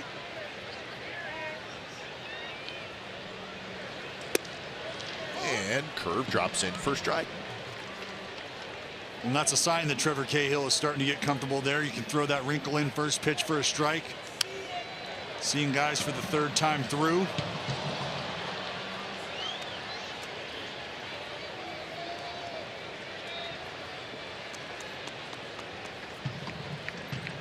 So Cahill jumps ahead 0-2 to Granderson, who has grounded out, and he has struck out. And he lines that one just over a leaping Matt Chapman. So on an 0-2 pitch, obviously not where Trevor Cahill wanted it.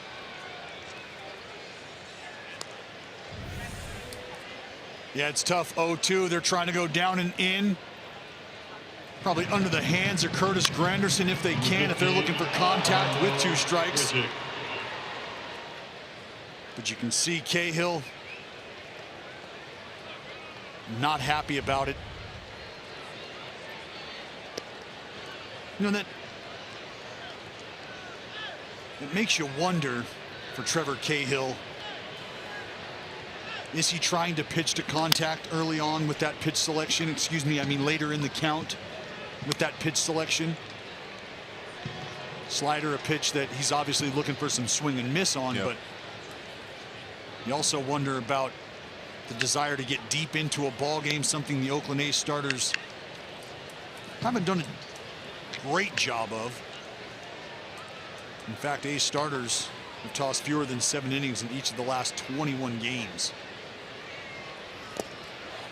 Yeah, we talked about that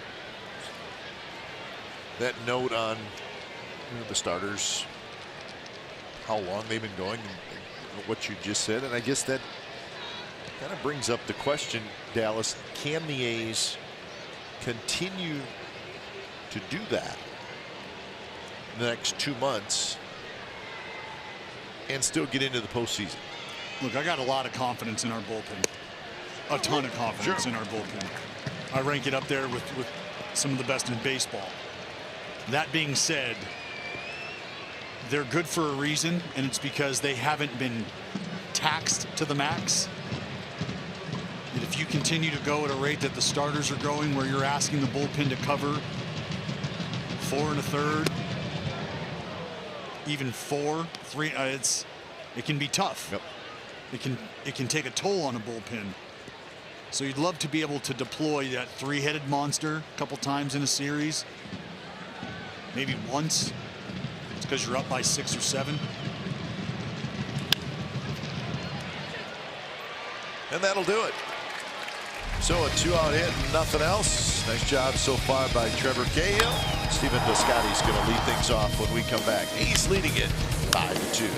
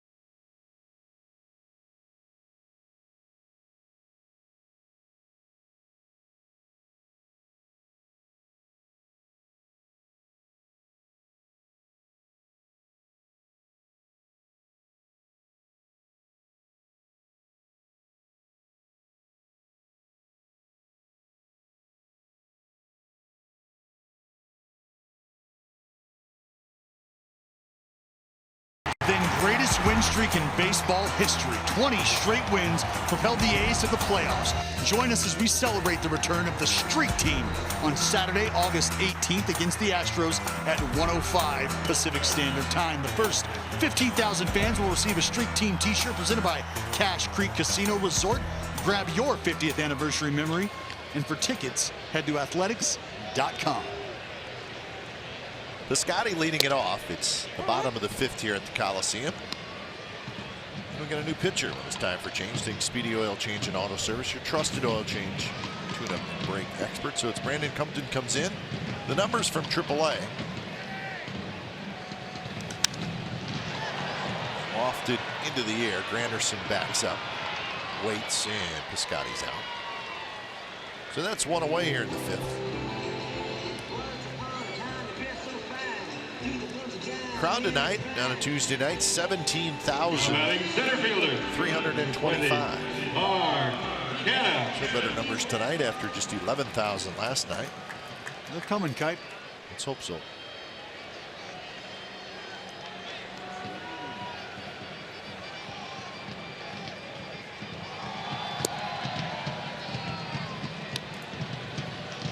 So Mark Canha steps up. Canha tonight, a ground out to short, and then he had an RBI double in the 3rd. He also stole home, back end of a double steal. How about that? 2nd time for the burner, Mark Canha stealing home. Well, he can always say that he did it.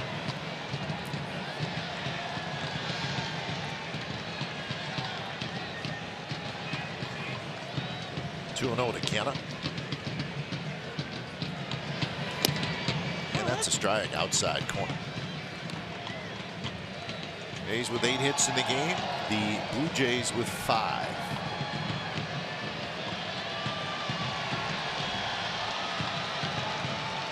A's have not lost to the Blue Jays this year. They're 5-0. Sort of continuing the theme of success against teams not in the AL West.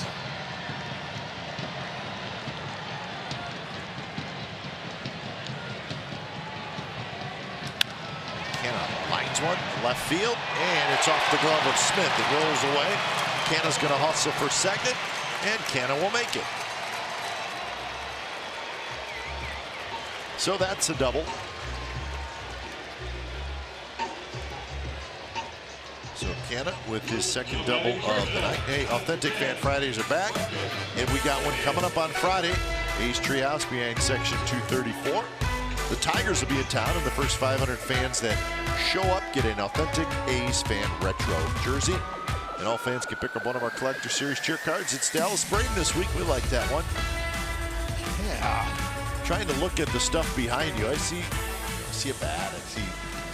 But my question is, did I see like a mug of beer right behind your head? Is that right to the right? Is that a mug of beer? It may or may not be a beverage that you can enjoy in the treehouse. Just saying. We can't confirm or deny. I think it's a, as they used to say on the radio, a big 16-ouncer. I think it is. I like that cheer card. Your look has changed a little bit over the years. Slightly. Yeah. Slightly. Tried to go under the radar, and this plan to be firmly on it. Simeon checks his swing.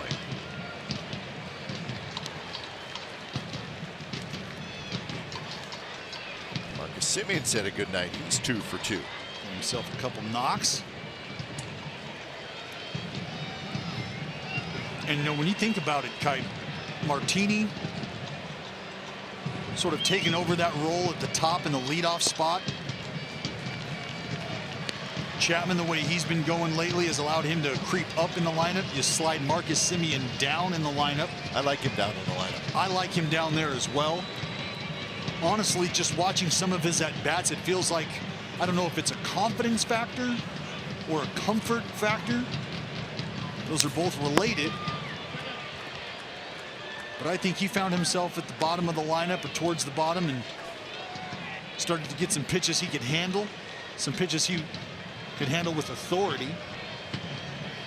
I just think Marcus Simeon, to me, he is going to help you offensively the most if he's driving the ball to the gap and hitting the ball at the ballpark. That's what I think you could say. I mean, he's an offensive shortstop, and that's not taking anything away from his defense, but no, he has the ability to hit the ball out of the ballpark. Right. And I think I want him to have that mindset. Right. Don't want him to be thinking about, well, I'm hitting leadoff. Maybe I got to take a pitch or something. You know, exactly. I don't know that he's doing that. He's probably not, but I just think he's better and he can do more damage a little down in the lineup because he's got some pop. Right, and we're not putting words in Marcus's mouth or thoughts in his head at any point. But I tend to agree. You get a guy in a spot that he can really sort of dig in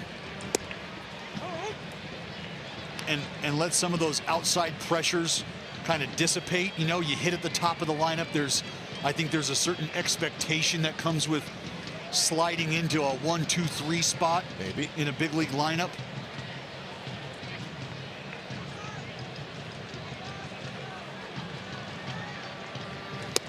Lucroy takes a little bit outside. Lucroy a strikeout, and then he lined out in the third inning, so he's 0 for 2.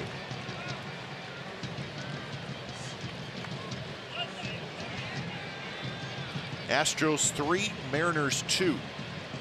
Top of the 7th.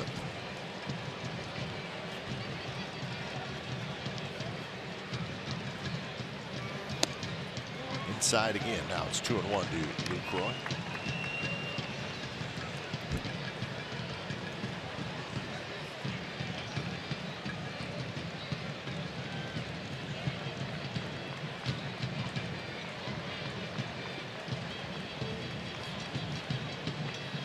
Outfield shallow and shifted a little bit toward right center. That one's not close. 3-1. And that shift to right center. Again, Luke's been doing a good job handling the heater up in the zone. It's where he likes to shoot it, lets the ball travel, get deep.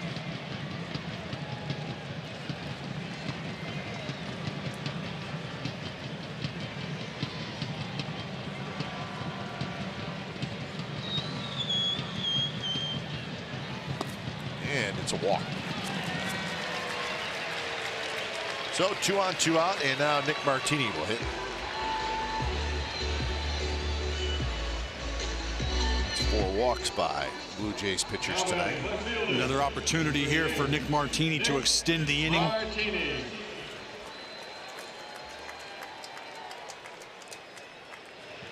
Martini a walk, a single, and a walk. How about that? The fact that it's coming from the leadoff spot.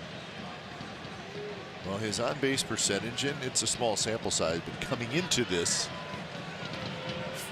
game, 426. It's good. Now it's 460. Even better. So that's what he did in the minor leagues, and that's what he's doing here.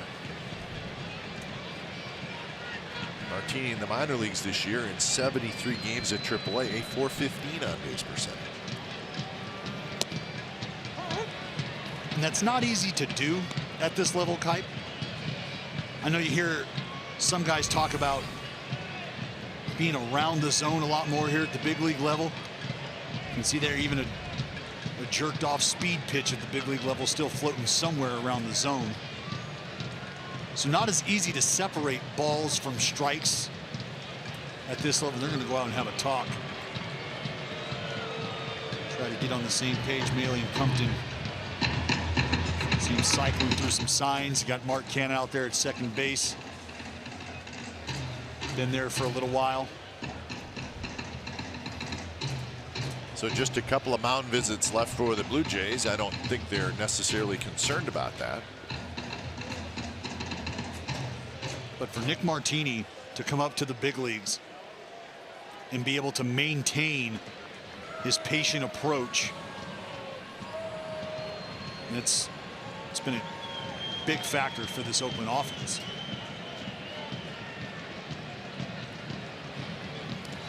Takes that one. It's in the dirt. Maley blocks it. Time of possession tonight firmly in the A's favor. No doubt.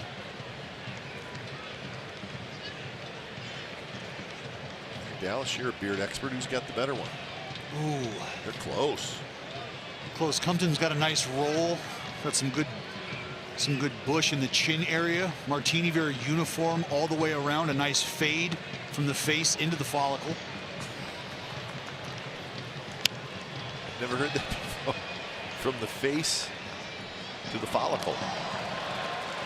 And how about the snag by the fan? We have a nice play. Yeah, nice play down there on the third baseline and the field level boxes. Talked about rebounding earlier today. Off the glass, box out. Get out of my way, hoodie. I got it.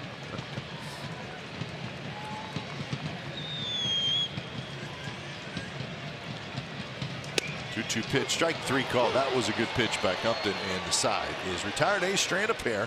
We are moving to the 6th inning. A's 5, Blue Jays 2.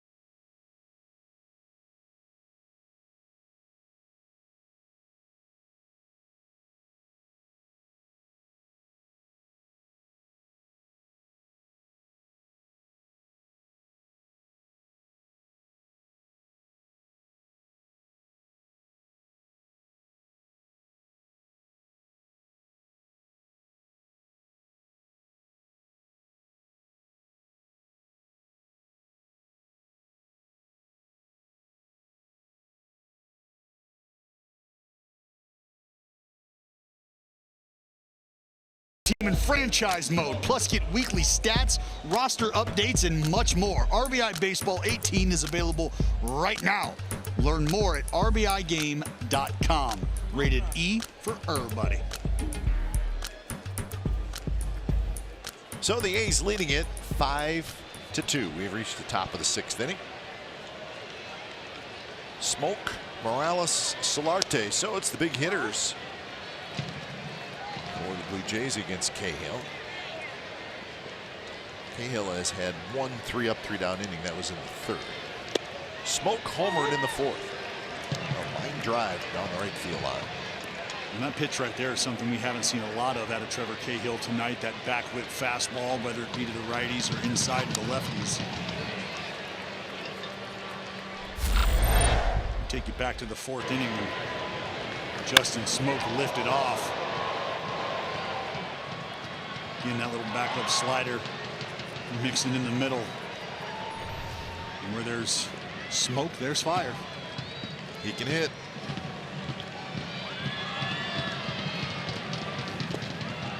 Big curve, he lays off. Back-to-back curveballs there. Again, I've been waiting for Trevor to use that four-seamer fastball up in the zone.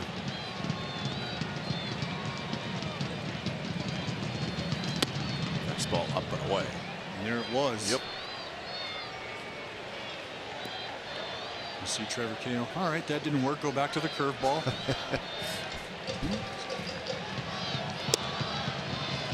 It's a good pitch there. 3-2. I'm trying to bring that fastball.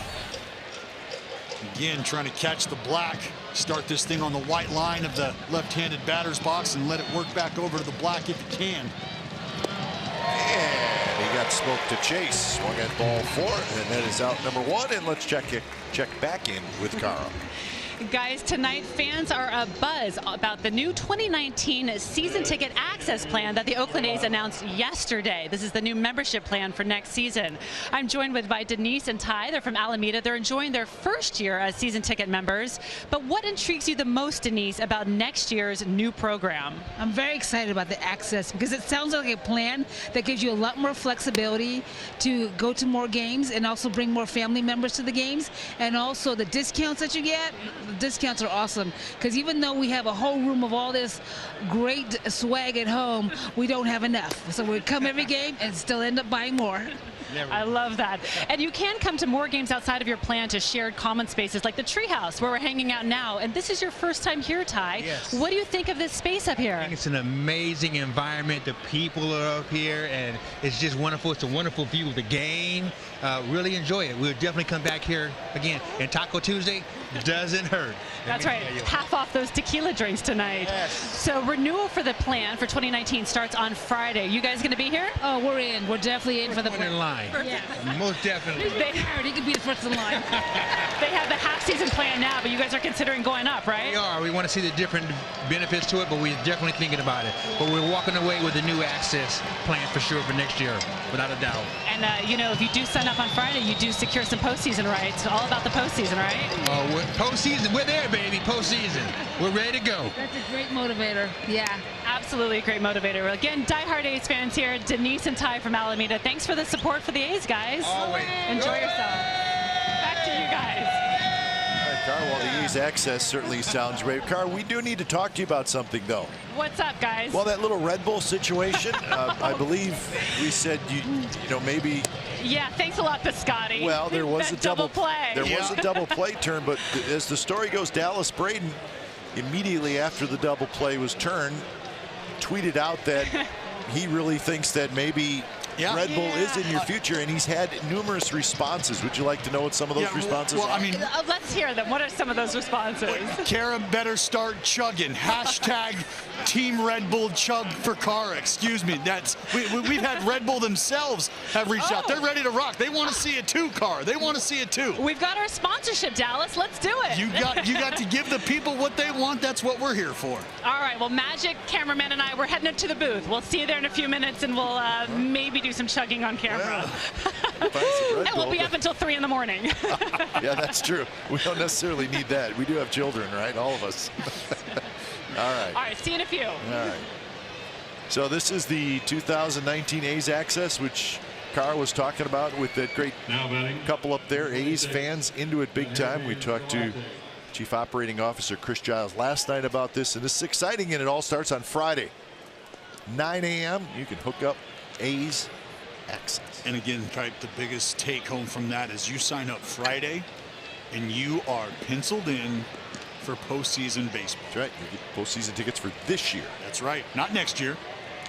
We'll see you there next year too, but this year. So, good stuff. We hope that there's an overwhelming response starting Friday at 9 a.m. Olsen grabs it, steps on the bag. That, folks, is a double play thanks to Red Bull. That's right. Bottom of the 6th coming up, 5-2 A's.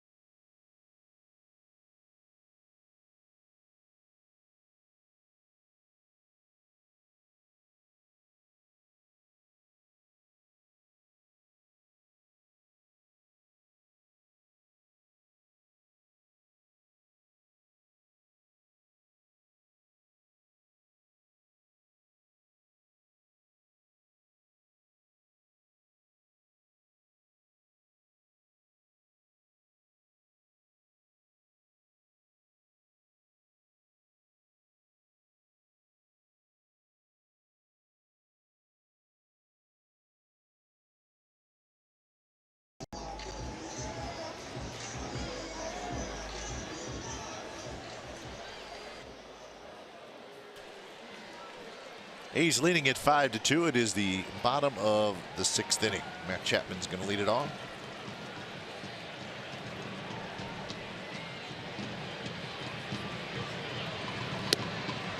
Brandon Compton goes out there for his 2nd inning of work. Gave up a double and a walk. 5th, but nothing else.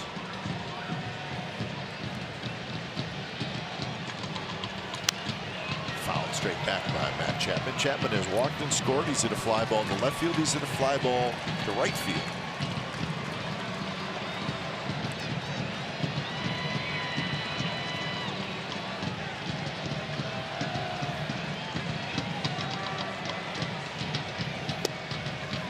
Good movement on that fastball from Compton. Not overpowering, but good tailing action on it. Well, that's what you're going to get from Compton. Not going to blow you away. More of a field guy, keep you off balance. In the business of missing barrels, not necessarily bats. Yep, makes perfect sense.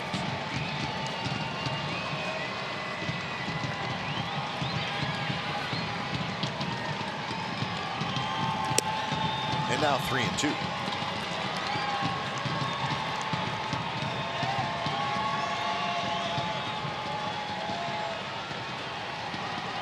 Lowry to follow, and then Davis here in the 6th inning. And that was a hanger. Chapman had a good swing. Yeah, that was the one he'd like back. 3-2 bender up in the zone. See Compton just working around that pitch a little bit. And that one is driven. Right center field. Nobody's going to get it. One hops the wall. So Matt Chapman eases into second with a leadoff double. There is nothing prettier than a baseball that is just leaned on opposite field. That nice fading action away from the righty. Matt Chapman stayed inside this ball and delivered with authority up in the gap. It's a strong individual type. Yes, indeed. And that's 4 doubles tonight for the Athletics. So they're starting to rack up the doubles as well. Hit to deep right field. Granderson's back, and Granderson's going to have just enough room to make the catch, and Chapman will tag. So that's a productive out.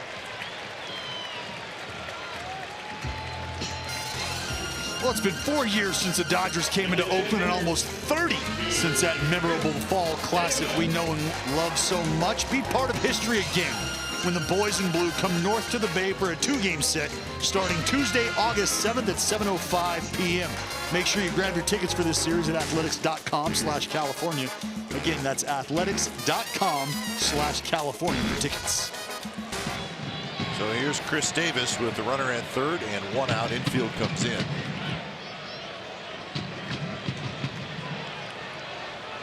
First pitch to Davis, backhanded by Maley. That ball was so far outside, Maley was not going to be able to block it. He just needed to be a shortstop on that play. Well, Compton has yanked a few of these off-speed pitches.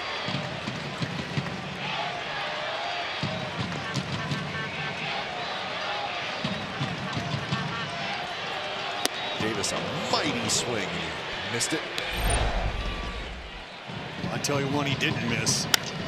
Bada boom, baby. Got that little bender in the middle, right above the Holy Toledo sign. You know where we're going, Kite. All aboard. Next stop, Pound Town.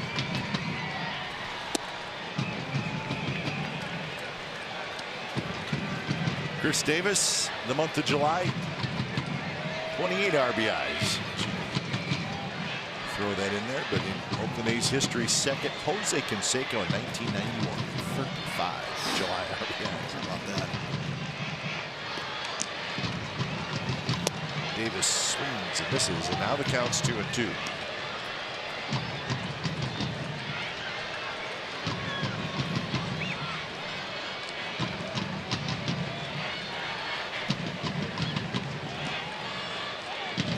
So Chris Davis, you got to put the ball in play.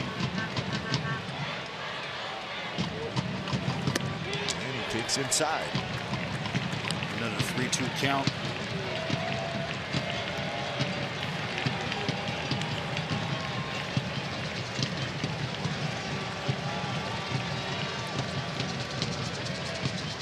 Got to get something out to the outfield at least. KD. And he does. He rips one to left center field for a base hit. Chapman will trot in to score. Chris Davis with a base hit, and it's 6-2. 2 more RBIs for Chris Davis tonight. He now has 84 on the year. And this team just continues to take advantage of opponents' bullpens. First baseman, 28. Get the starter out of there early. Start to see some of these guys a few times. This is what happens when this lineup gets long by virtue of production in just about every spot. Well, I think tonight's a perfect example of what you just said. Cannon in the 7th spot, 2 for 3, 2 doubles. Simeon in the 8th spot, 2 for 3, 2 singles. Luke Croy's had a walk. And it's only the 6th inning. And it was the story last night as well. Right. 6, 7, 8, 9. That's right. Raking.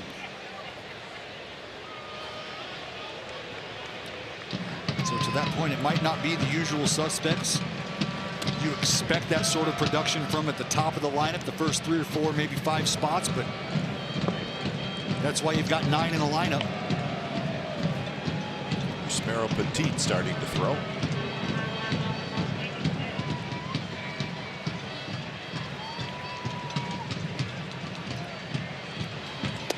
Olsen takes a strike in the outside corner. So the count 1-2.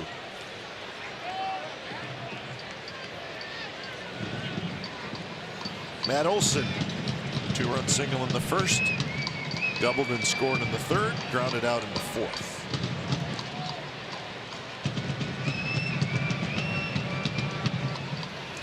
Swing and a miss. A well-placed fastball right on the inner half. And listen, if you're going to pitch a power-hitting left-handed hitter who likes the ball out over the plate like most guys do, that's where you got to pitch him, right there. Well, he's got his hands extended, almost teasing the opposing pitcher to try to come in there. And if they're able to get in there with effective velocity, whether it's Matt Olson or Barry Bonds, doesn't matter. More times than not, the pitcher executes location with desired velocity. You can render the hitter essentially a non-factor. And that's basically what happened there, is execution over talent. But with 91 as the velocity, you better not miss. That's the point. Did not. Is the work you've done prior during that at bat is hopefully going to allow you to beat him to that spot with below average velocity. 2-0 now to Stephen Piscotty, who's 0 for 3. And trust me, I know all about below average velocity. All right. You made it work.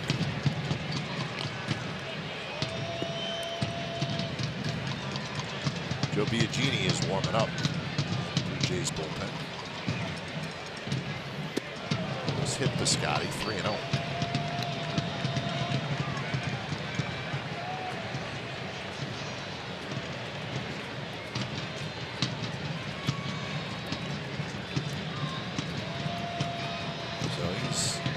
He's done warming up. He's ready to roll.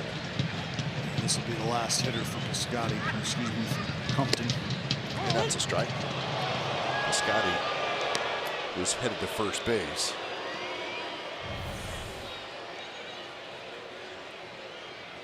Fastball up and in.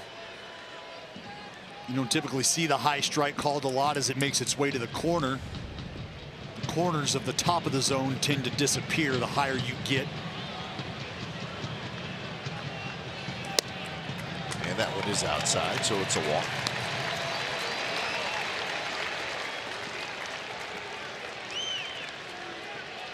So we are headed to the Blue Jays bullpen again. So when it's time for change, think Speedy Oil Change and Auto Service, your trusted oil change tune-up and brake experts.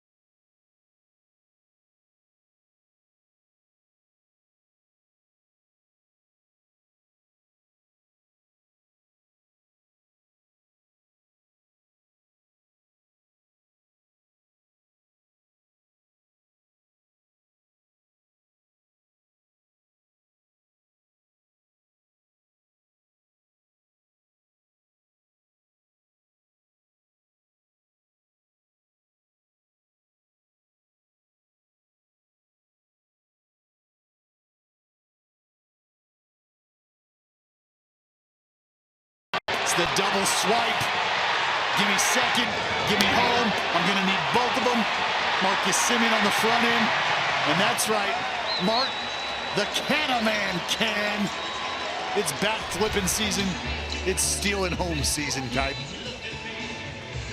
We just don't see that very often anywhere around Major League Baseball.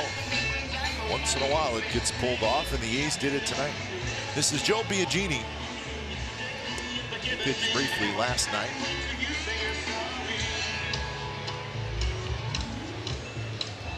So he will take over with 2 on and 2 out, a run in here in the 6th inning. The A's leading this ball game 6-2. You see Brett Anderson and Trevor Cahill talking a little shop, going over the outing for the Dactyl. Buddies for life. You know it. You know it. Probably my most prized bobblehead of all. The USA Baseball bobblehead featuring one Brett Anderson and Trevor Cahill.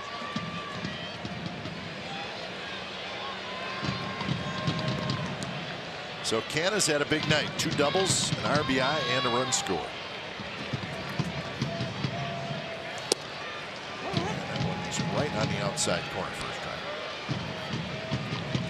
Eugenie going to come at you with that 95-96 Iron Mike arm slot.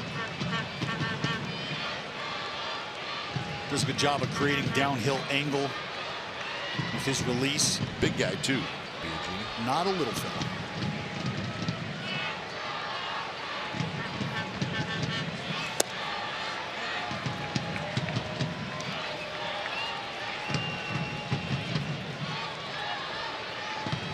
Davis at second, Piscotty at first. Davis with the RBI single here in the 6th.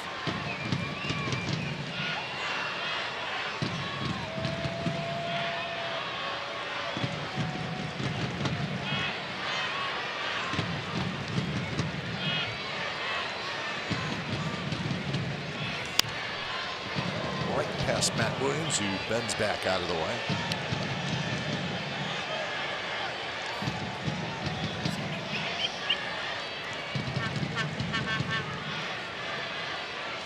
She's psyched. How could you not be? Good seat, souvenir. Good scoreboard.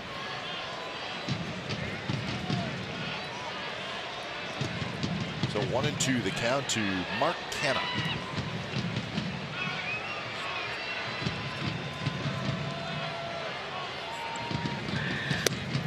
Swings and misses at a 95-mile-an-hour fastball. A run for the A's. So we are headed to the 7th inning from the Coliseum. 6-2 Athletics lead.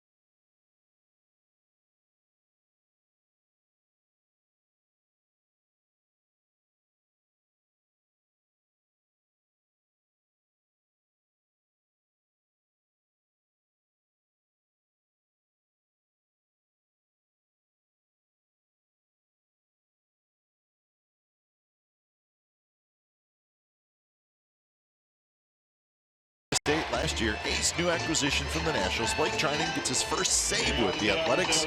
It was against the San Francisco Giants, and, well, he's been pretty good ever since. You know how that's going.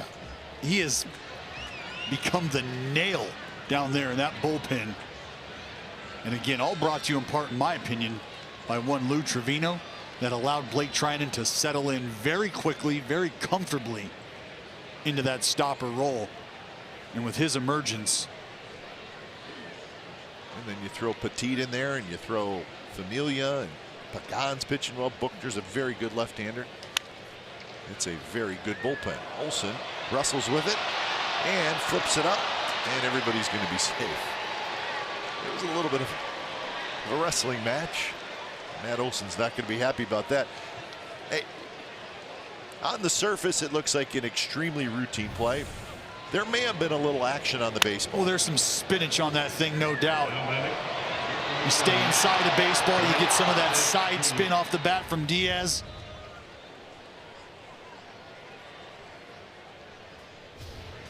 So when it's time for change, think Speedy Oil Change and Auto Service. It's your trusted oil change, tune-up, and brake experts. So the numbers for Petit, a workhorse, his 51st appearance. And again, how vital to a team, to a bullpen, is a guy like Yusmeiro Petit. Well, I think too, Dallas, 50 appearances, 65 innings. Yeah. You know, so. Well, that's the idea, Kipe, is he can give you that extended relief. 6'5", 2226. That's the numbers for Trevor Cahill. 99 pitches. So pretty good performance for Trevor Cahill.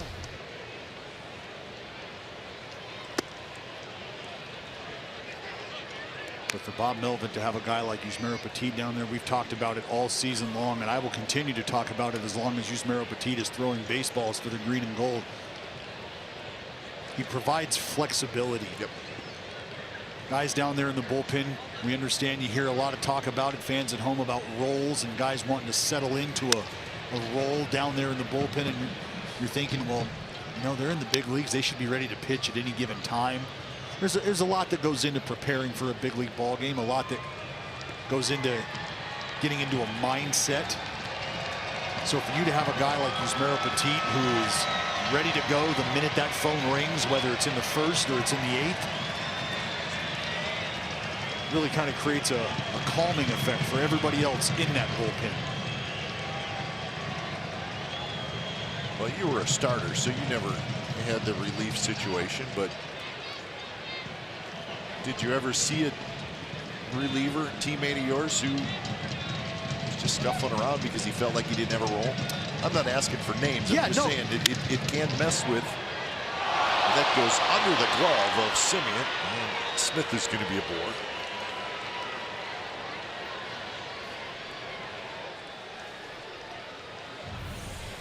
Hard hit ball by Dwight Smith. Right back up the box. You can see Simeon, and I know what Simeon's doing here. He's taking that extra drop step. He's expecting that hop to come up right after this. He's expecting it to come up just a little higher. But unfortunately, with that second hop, what happens is it hits the ground, it picks up speed, and it sort of darts past and under the glove. And you can see Simeon knew just as that ball was leaving. That's an E6. I wouldn't say I'm in 100% agreement with that. I'm not angry at it. No, you're all right. So E3, E6. And that gives the Blue Jays a little something. Here in the top of the 70s, Luke Maley takes the first pitch for a strike.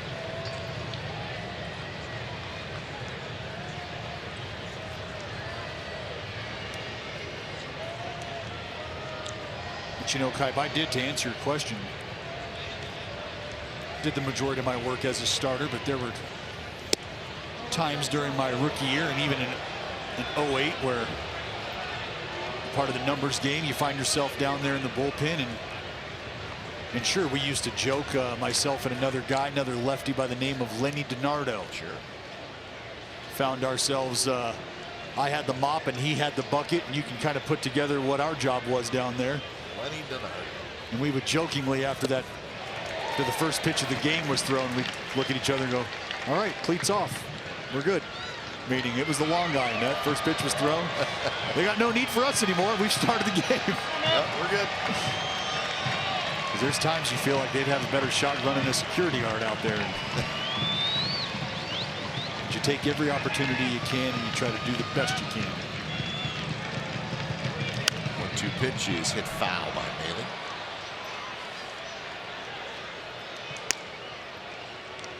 On deck is Devin Travis, and then the top of the order, Granderson. You know, but I also go back to a guy named Andrew Brown. We had in our bullpen. Big guy. Big righty. Blowing 96, 98. Remember him settling into a role that kind of allowed Houston Street to really just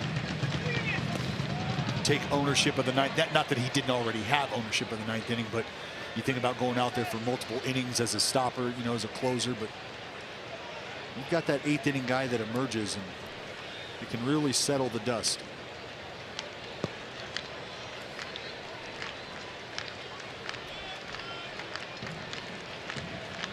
Yusmeiro Petit in a bit of trouble, not necessarily his doing, but trying to work through it.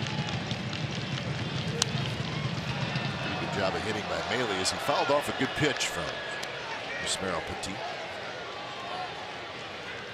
Top of the 7th inning. And there's something else to think about Petit and the role he serves and how he has to go about making his money. Not an overpowering guy from the right side.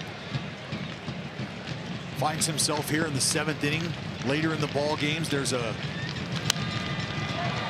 heightened sense of awareness during each AB. Come 7th inning, 8th inning, 9th inning, guys are not as prone to give away those at bats. So for Petit to be able to navigate through these late inning waters the way he has this point in his career, impressive. Don't just scoff at the idea.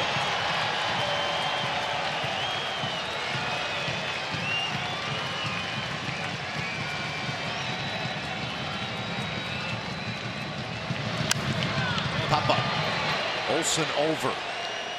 And Olsen will have a play, and he's got it.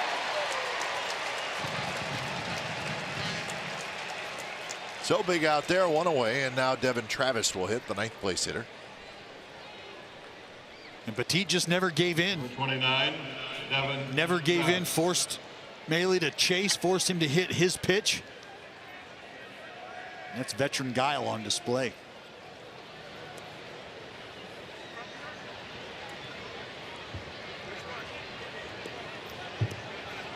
Well, the bullpen is quiet. This is Petit's inning.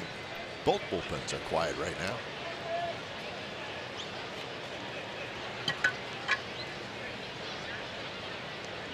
Travis has grounded out and he has struck out. The first pitch, a little bit of a hanger, but Travis cannot pull the trigger.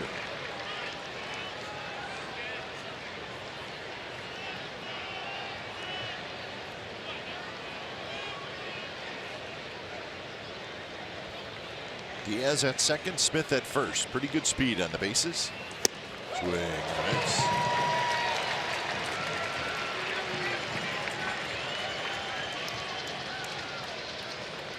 The outfield pulled over toward right field. Piscotty very shallow in right.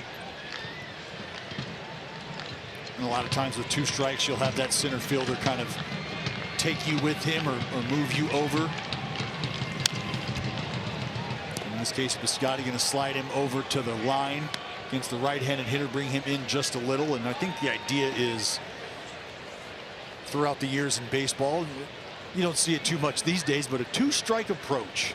Shorten the swing down, take the pitch the other way. Typically, that's how guys are trying to get you out, something soft away. That's why you see the maneuvering. And a good breaking ball. Travis strikes out, 2 away. So that's the pitching matchup for tomorrow. Marcus Stroman and Sean Manaea. It's a day game. We will not be televising, so you can see the game on the MLB Network or listen to it at 95.7 FM, the game. So we're going to get the day off and watch the MLB Network.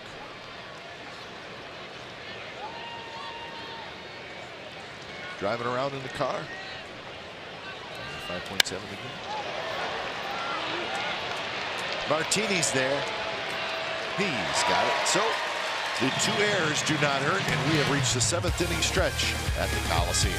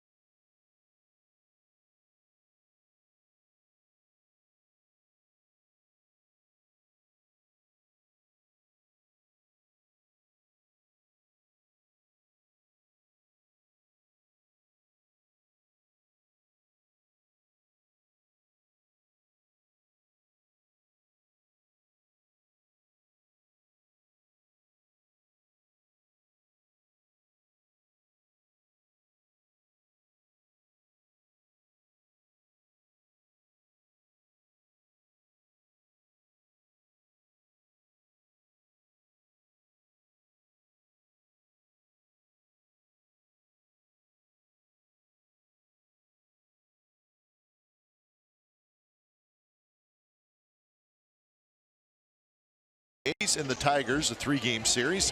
Remember, the A's went to Detroit only not that long ago, and they swept a 4-game series. They outscored the Tigers 21-13, and it was just one of those series where the A's just played good, solid baseball against the Tigers team that is coming into the ball game 45-62 on the year, and that's the probables: Blaine Hardy and Brett Anderson, Jordan Zimmerman and Edwin Jackson, and then on Sunday, Francisco Liriano and Trevor Cahill. So those are the 3 pitching matchups for the weekend series against the Detroit Tigers. It's a good time to get the squad from the AL Central rolling in town again. Oakland A's have feasted on the AL Central this year. Jerry's Familia starts to throw. Yes, they have. The Athletics against the Central, 18-6. That's doing work.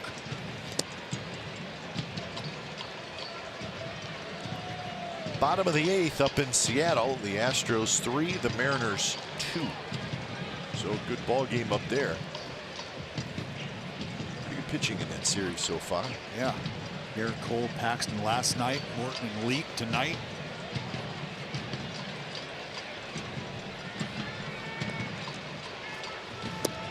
Marcus holds up. In that American League East, the Yankees won today 6-3 over the Orioles. Tanaka got his 9th win. Chapman got his 29th save, and the Phillies beat the Red Sox 3-1. So the Yankees pick up a game. They're 5 back. So still a lot of work to do for the Yankees behind the Red Sox. But today the Red Sox had to put Chris Sale on the disabled list. A little shoulder inflammation. Not good. You hate to see that. So you hate to see it. Chris Sale making a strong case for the Cy Young. Chris Sale, best ERA in the American League, 2.04. He's 5th in the league in innings pitched. So he's going to be out for a while. We don't know how long. Simeon swings and misses. So that's the first out here at the bottom of the 7th inning. So that's what's going on in that AL East. Now batting the catcher, 21. That little cutter.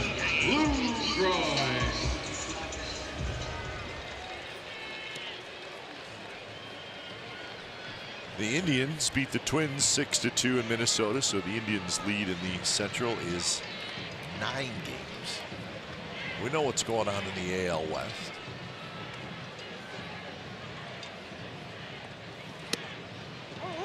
The National League has tight races. Dallas, Philadelphia, Atlanta, Washington, they all win today in the National League East.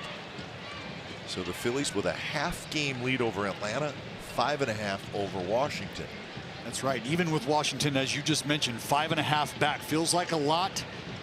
Still feels like a team that might be able to scratch their way back into the battle. Absolutely. And how about the National League Central? The the Cubs lose, and the Brewers win again. They're tied. And let's not forget about the renegades of the Rotunda out there, the Pittsburgh Pirates, Absolutely. the Buccos. They're buyers, Kai. Yep. Pittsburgh beat Chicago 5-4 today. So good stuff, and the National League West is very tight. Dodgers lost again. They're scuffling a little bit. Arizona winning. So look at that. That NL West is a snug little race. So the Dodgers are no longer in first place. The Brewers beat them 1-0 at Dodger Stadium tonight. So Luke Croy strikes out, and Cara Savoy, she is about to be our new hero. Oh, yes. What a gamer. I've got mine, Dallas. Where's yours? Yes, you do. I've got one, too. Oh, you do? I am available and ready. Absolutely. All right, well, I'm going first, right? And you're going to follow? You're going to match me? All Let's do it. Here goes. 1, 2, 3, go. Oh, boy. Could be. Oh, she did a mic drop. Oh. You okay, big guy?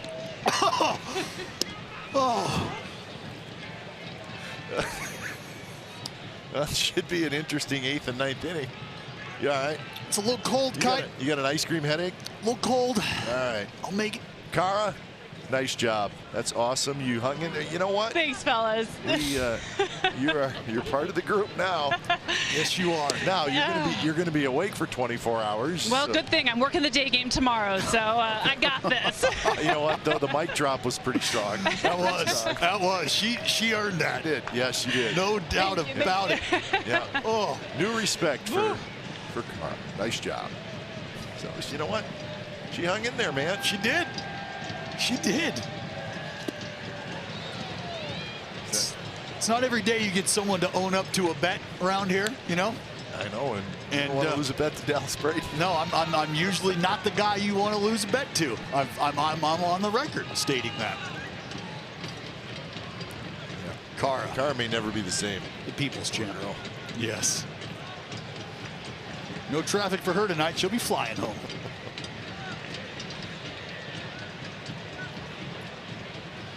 See, I think we hope the players see that. Yeah, she's a gamer and that she did it. That's right. That's right. There's no let up here. They'll hear about it. There's no let up here. 25 men on the roster. We're all in this together. We're an organization full of gamers. 2-2 to Nick Martini. Joe Biagini has faced 3 hitters. He struck out all 3. He's trying to get Nick Martini here in the bottom of the 7th inning.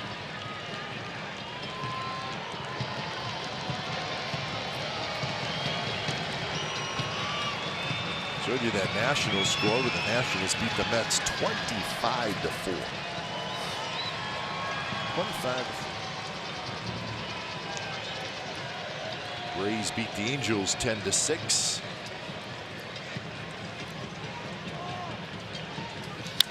Martini toward left. Smith is right there. So Joe Biagini with a 3-up, 3-down inning. Cara Savoy worth another look. Watch this. Jump, jump, jump, jump. Drop the mic. Boom.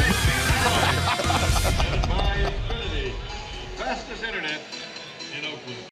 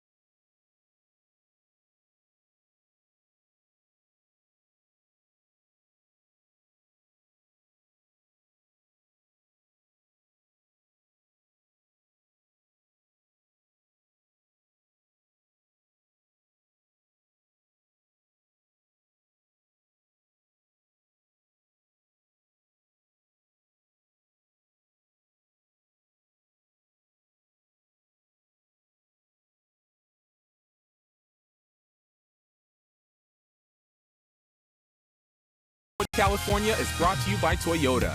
Designed for the grind that comes through every time. See your local Toyota dealer today. Toyota. Let's go places. By Southwest Airlines. Low fares, no hidden fees. That's transparency. By Xfinity. X1 will change the way you experience TV. And by California's Great America. It's amazing at California's Great America. With roller coasters and water slides, all for one price. So a new pitcher for the Athletics, Jerry's Familia, comes in. pitched last night, 17 pitches, but big strong guy back out there tonight. He's leading 6-2, and the first pitch to Grichuk, swing on this. 6-4 with a 2.51 ERA, 17 saves for Familia. His numbers with the A's, this is his 5th appearance. He has not allowed a run with the A's. He's made 4 appearances, 6 innings, 3 hits, an unearned run. I take that back. He's allowed an unearned run. Croy would just as soon that this game be over real soon. Yeah. Not feeling too hot here if you're Luke.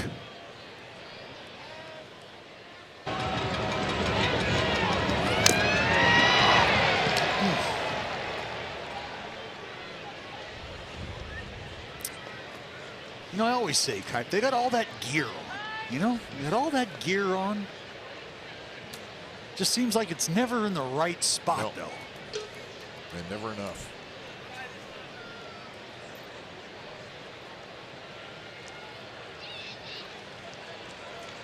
So he's up. He's going to walk it off a little bit. This is not a mound visit.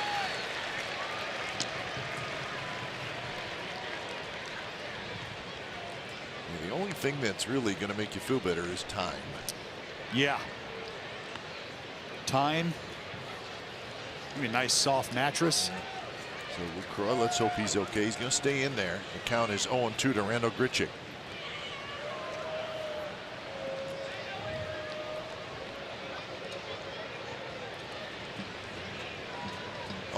Grichuk is 1 for 3. He doubled and scored in the first inning. Josh Reddick just homered. A 2-run shot in the top of the 9th inning. It turned a 3-2 Astros lead into a 5-2 Astros lead. So 2 huge insurance runs for the Houston Astros. So whoever you may be cheering for in that game, as we said last night, as long as you win your game, and we're talking about the A's, of course, you're going to pick up a game on somebody. Right. Last night, the A's picked up a game on the first place Astros. Tonight, maybe an opportunity to pick up a game on the team they're closest to, the Seattle Mariners. Just winning your game. That's the most important thing. That is the wild card. That's it. You think 5.5 out of that first wild card spot, roughly the same position for you to take the division. And nasty pitch by Familia. Breaking sharply down on Grichuk. That's just, there it is. There's no other way to describe it. It's a sinker. It's a sinker between him and Trinan. It's super sank. Heavy. Tilt. Just not a fun AB. Well, you hear a lot of hitters say too, pitches like that, obviously it's such a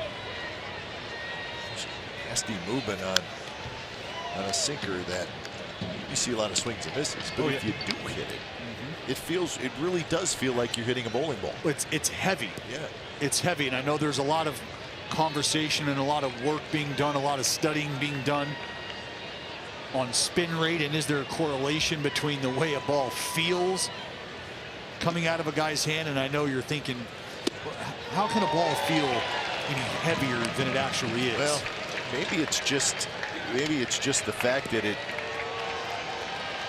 a lot of times when contact is made, it's off the barrel, right? It's off the sweet spot, and that just feels horrible.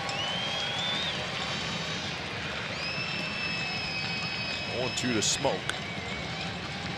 And just blew him away. 97 miles an hour. It's 9 strikeouts for A's pitchers tonight. Another look. This is a 4-seamer away from the lefties. And I used to hear my good friend Jack Cuss talk a lot about right-handed sinker ballers. wanting to sink it down and away from him, and he would talk about just throwing it onto his barrel as a left-handed hitter. He used to pop him right over that State Farm insurance sign with ease out there in left center. And that's why you see Familia go with that four-seamer against the lefty Smoke. Obviously, he's got the ability to pop. But a lot of times guys are trying to meet you at a spot with that sinker. And if you can fool them and tease them with 97, 98 elevated, the little truer ball flight, you can embarrass some folks. 2-0 to Kendrys Morales. The A's have not retired Kendrys Morales tonight. He's 2 for 2. 2 singles and a walk. He knocked in a run in the first inning.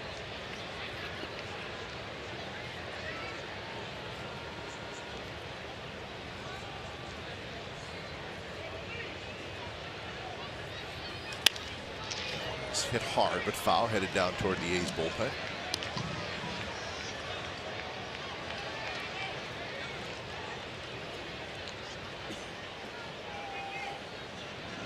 Cooling off as always here at the Coliseum late in the game. Tyler Clippard starting to throw. The Clip Show.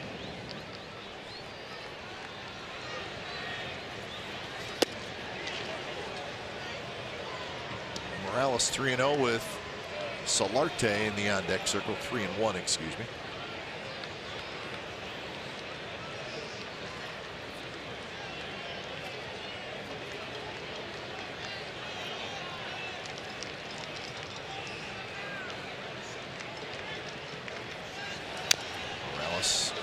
Had a pretty good swing at 96 miles an hour. Yeah, pretty good pass, but still just off the cup. Give you an idea of how much that thing is moving out of the hand of Familia.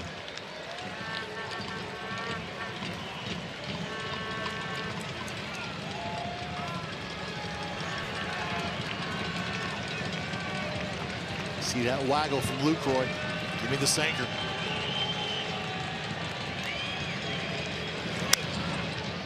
Did get it to sink. Now might be a time where you see that four-seamer back up in the zone. Still has that riding action, meaning riding up or riding away, not necessarily sinking, moving down vertically. There it is, the single pinky. It's four-seamer.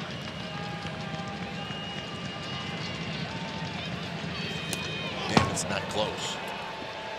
So Morales will get the walk, so he's been on base all 4 times. Third walk by A's pitchers.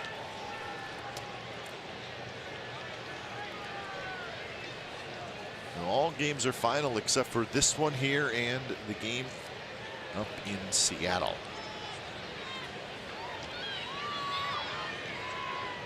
A's will play the Mariners 10 times yet this year. 7 here.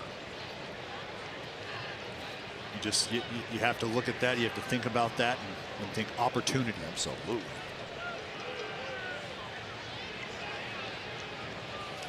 Solarte bounces one. Chapman's got it. His throw to first. Are you absolutely kidding me? Stop it right now, Matt Chapman. That is otherworldly.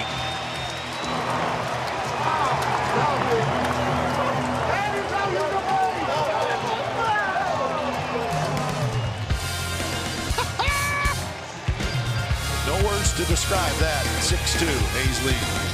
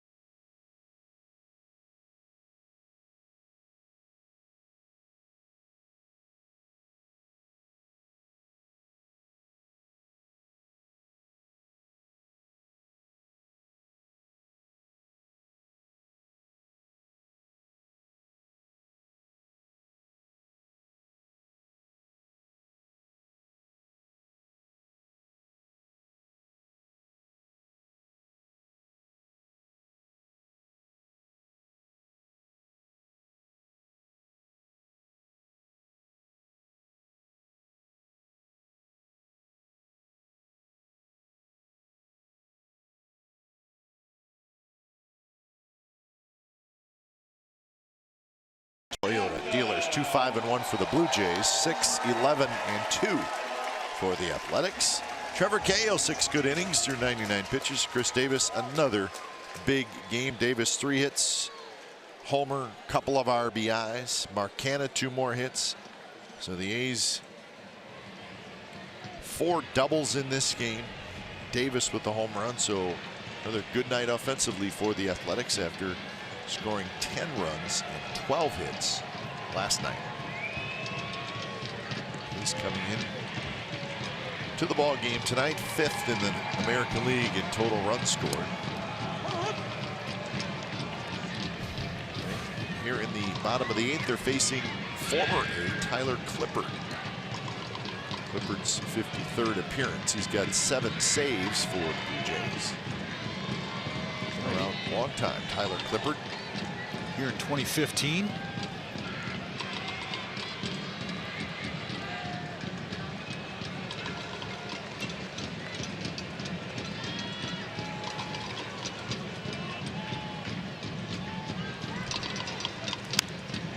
Little pop up. Smoke backs up. And he's got it. So Matt Chapman is retired. What a play by Chapman to end the top of the 8th inning. This is shades of Brooks Robinson. And I know it's not in the third base dugout like we're used to seeing those old highlights from Brooksy. But for Chapman A to be able to even get to this ball, number 1 is a feat in itself. And you can see the wry smile on the face of Ole. But the pirouette, and he knows it. Go ahead and let the world know. Vermillion loves it. Ole loves it. It's really borderline comical at this point. Absolutely. Lowry goes after the first pitch he sees from Clifford. Lofts one toward right. And Granderson has it. So 2 outs here in the bottom of the 8th inning. It's time now for the Chrysler drive of the game. And that honor goes to this man, Crush. KD dropping bombs dead central. Holy Toledo.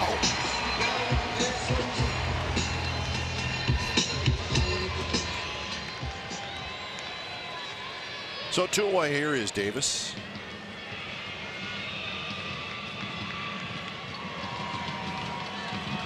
First pitch, a little bit inside.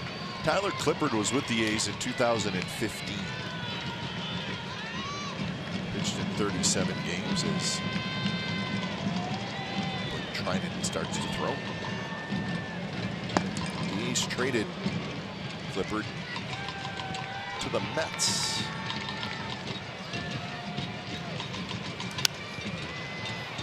He's going to have a good bottom of the 8th inning as Davis pops out. Side retired. So A's 3 outs away from their 63rd win. Trinan coming in.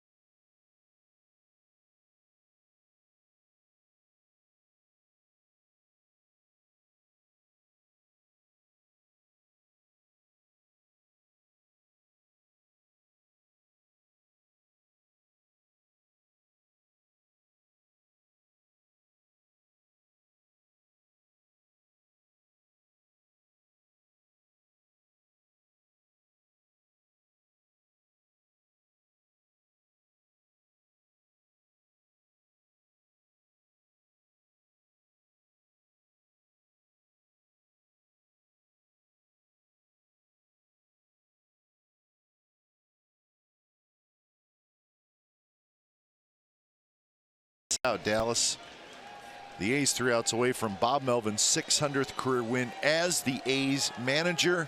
Only Connie Mack, Tony La Russa, and Art Howe have more wins as an A's manager than Bob Melvin. So that's a good milestone. It'll tie Art Howe if the A's can get the final 3 outs. So Blake Trinan comes in, and the first pitch is right on the corner, 96 miles an hour. So you had Edwin Jackson gets his 100th victory in the big leagues last night. Skipper Bob Melvin on track for his 600th. And that one is sliced toward Olsen, who grabs it, and that's out number 1. So not a save situation for Trinan with the 4-run lead. Number 27, Dwight Smith Jr. Dwight Smith Jr.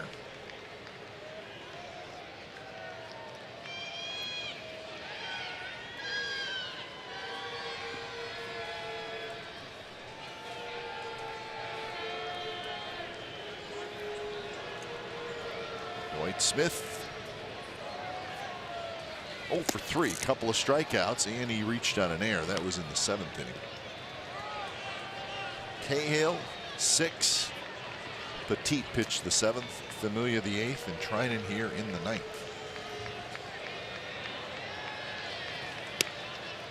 Inside corner, and that's a strike. Probably doesn't look like a strike to the hitter, but it is. Well, I don't know how much looking at it they're doing. 95 plus, you just start to listen for it. Sounded inside.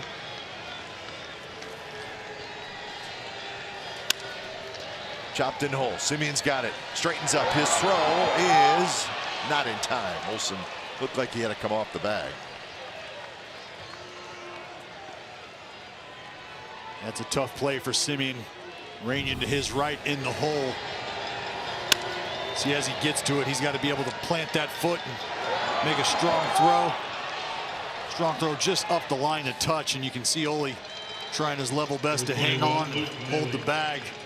Dodged a bullet there from Smith Jr. Hand on the ground, left foot of Smith dangerously close to catching the hand.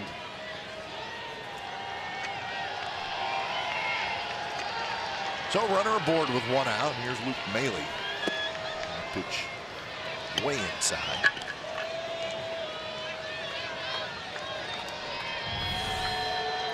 See, here's a replay. Oof.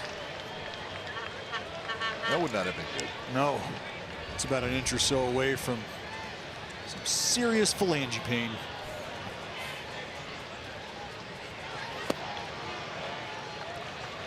Two 2-0 now to Maley.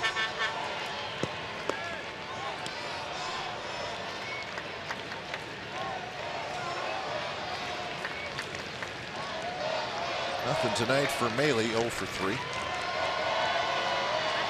They're in the bottom of the 9th. Up in Seattle, 5-2. The Astros leading the Mariners. Trying to just kind of ease that one. Just a little 2-0, 96. Get myself back in the count. No biggie. You got weapons like that. That's probably the best approach. Just let it eat. He's a little more hittable, and Maley fouled it back. And then that's 95, a little straighter, 4-seam up in the zone. Good chance Maley just bought himself a little bit 82-mile-an-hour power curveball.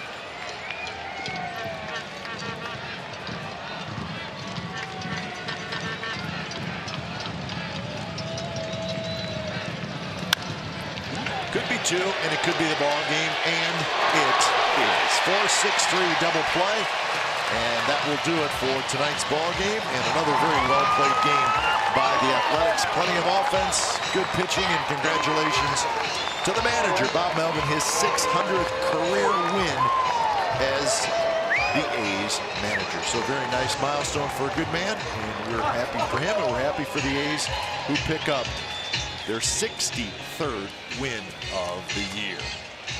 So it took 3 hours and 10 minutes tonight here at the Coliseum, and the crowd was 17,325. So the A's have taken the first 2 games of this series, and they will try to sweep the series tomorrow with a day game here at the Coliseum. Final score, the A's 6 and the Blue Jays 2. Time now for A's post-game live. Here is Brody Brazil. You ran out 28-11. In just the third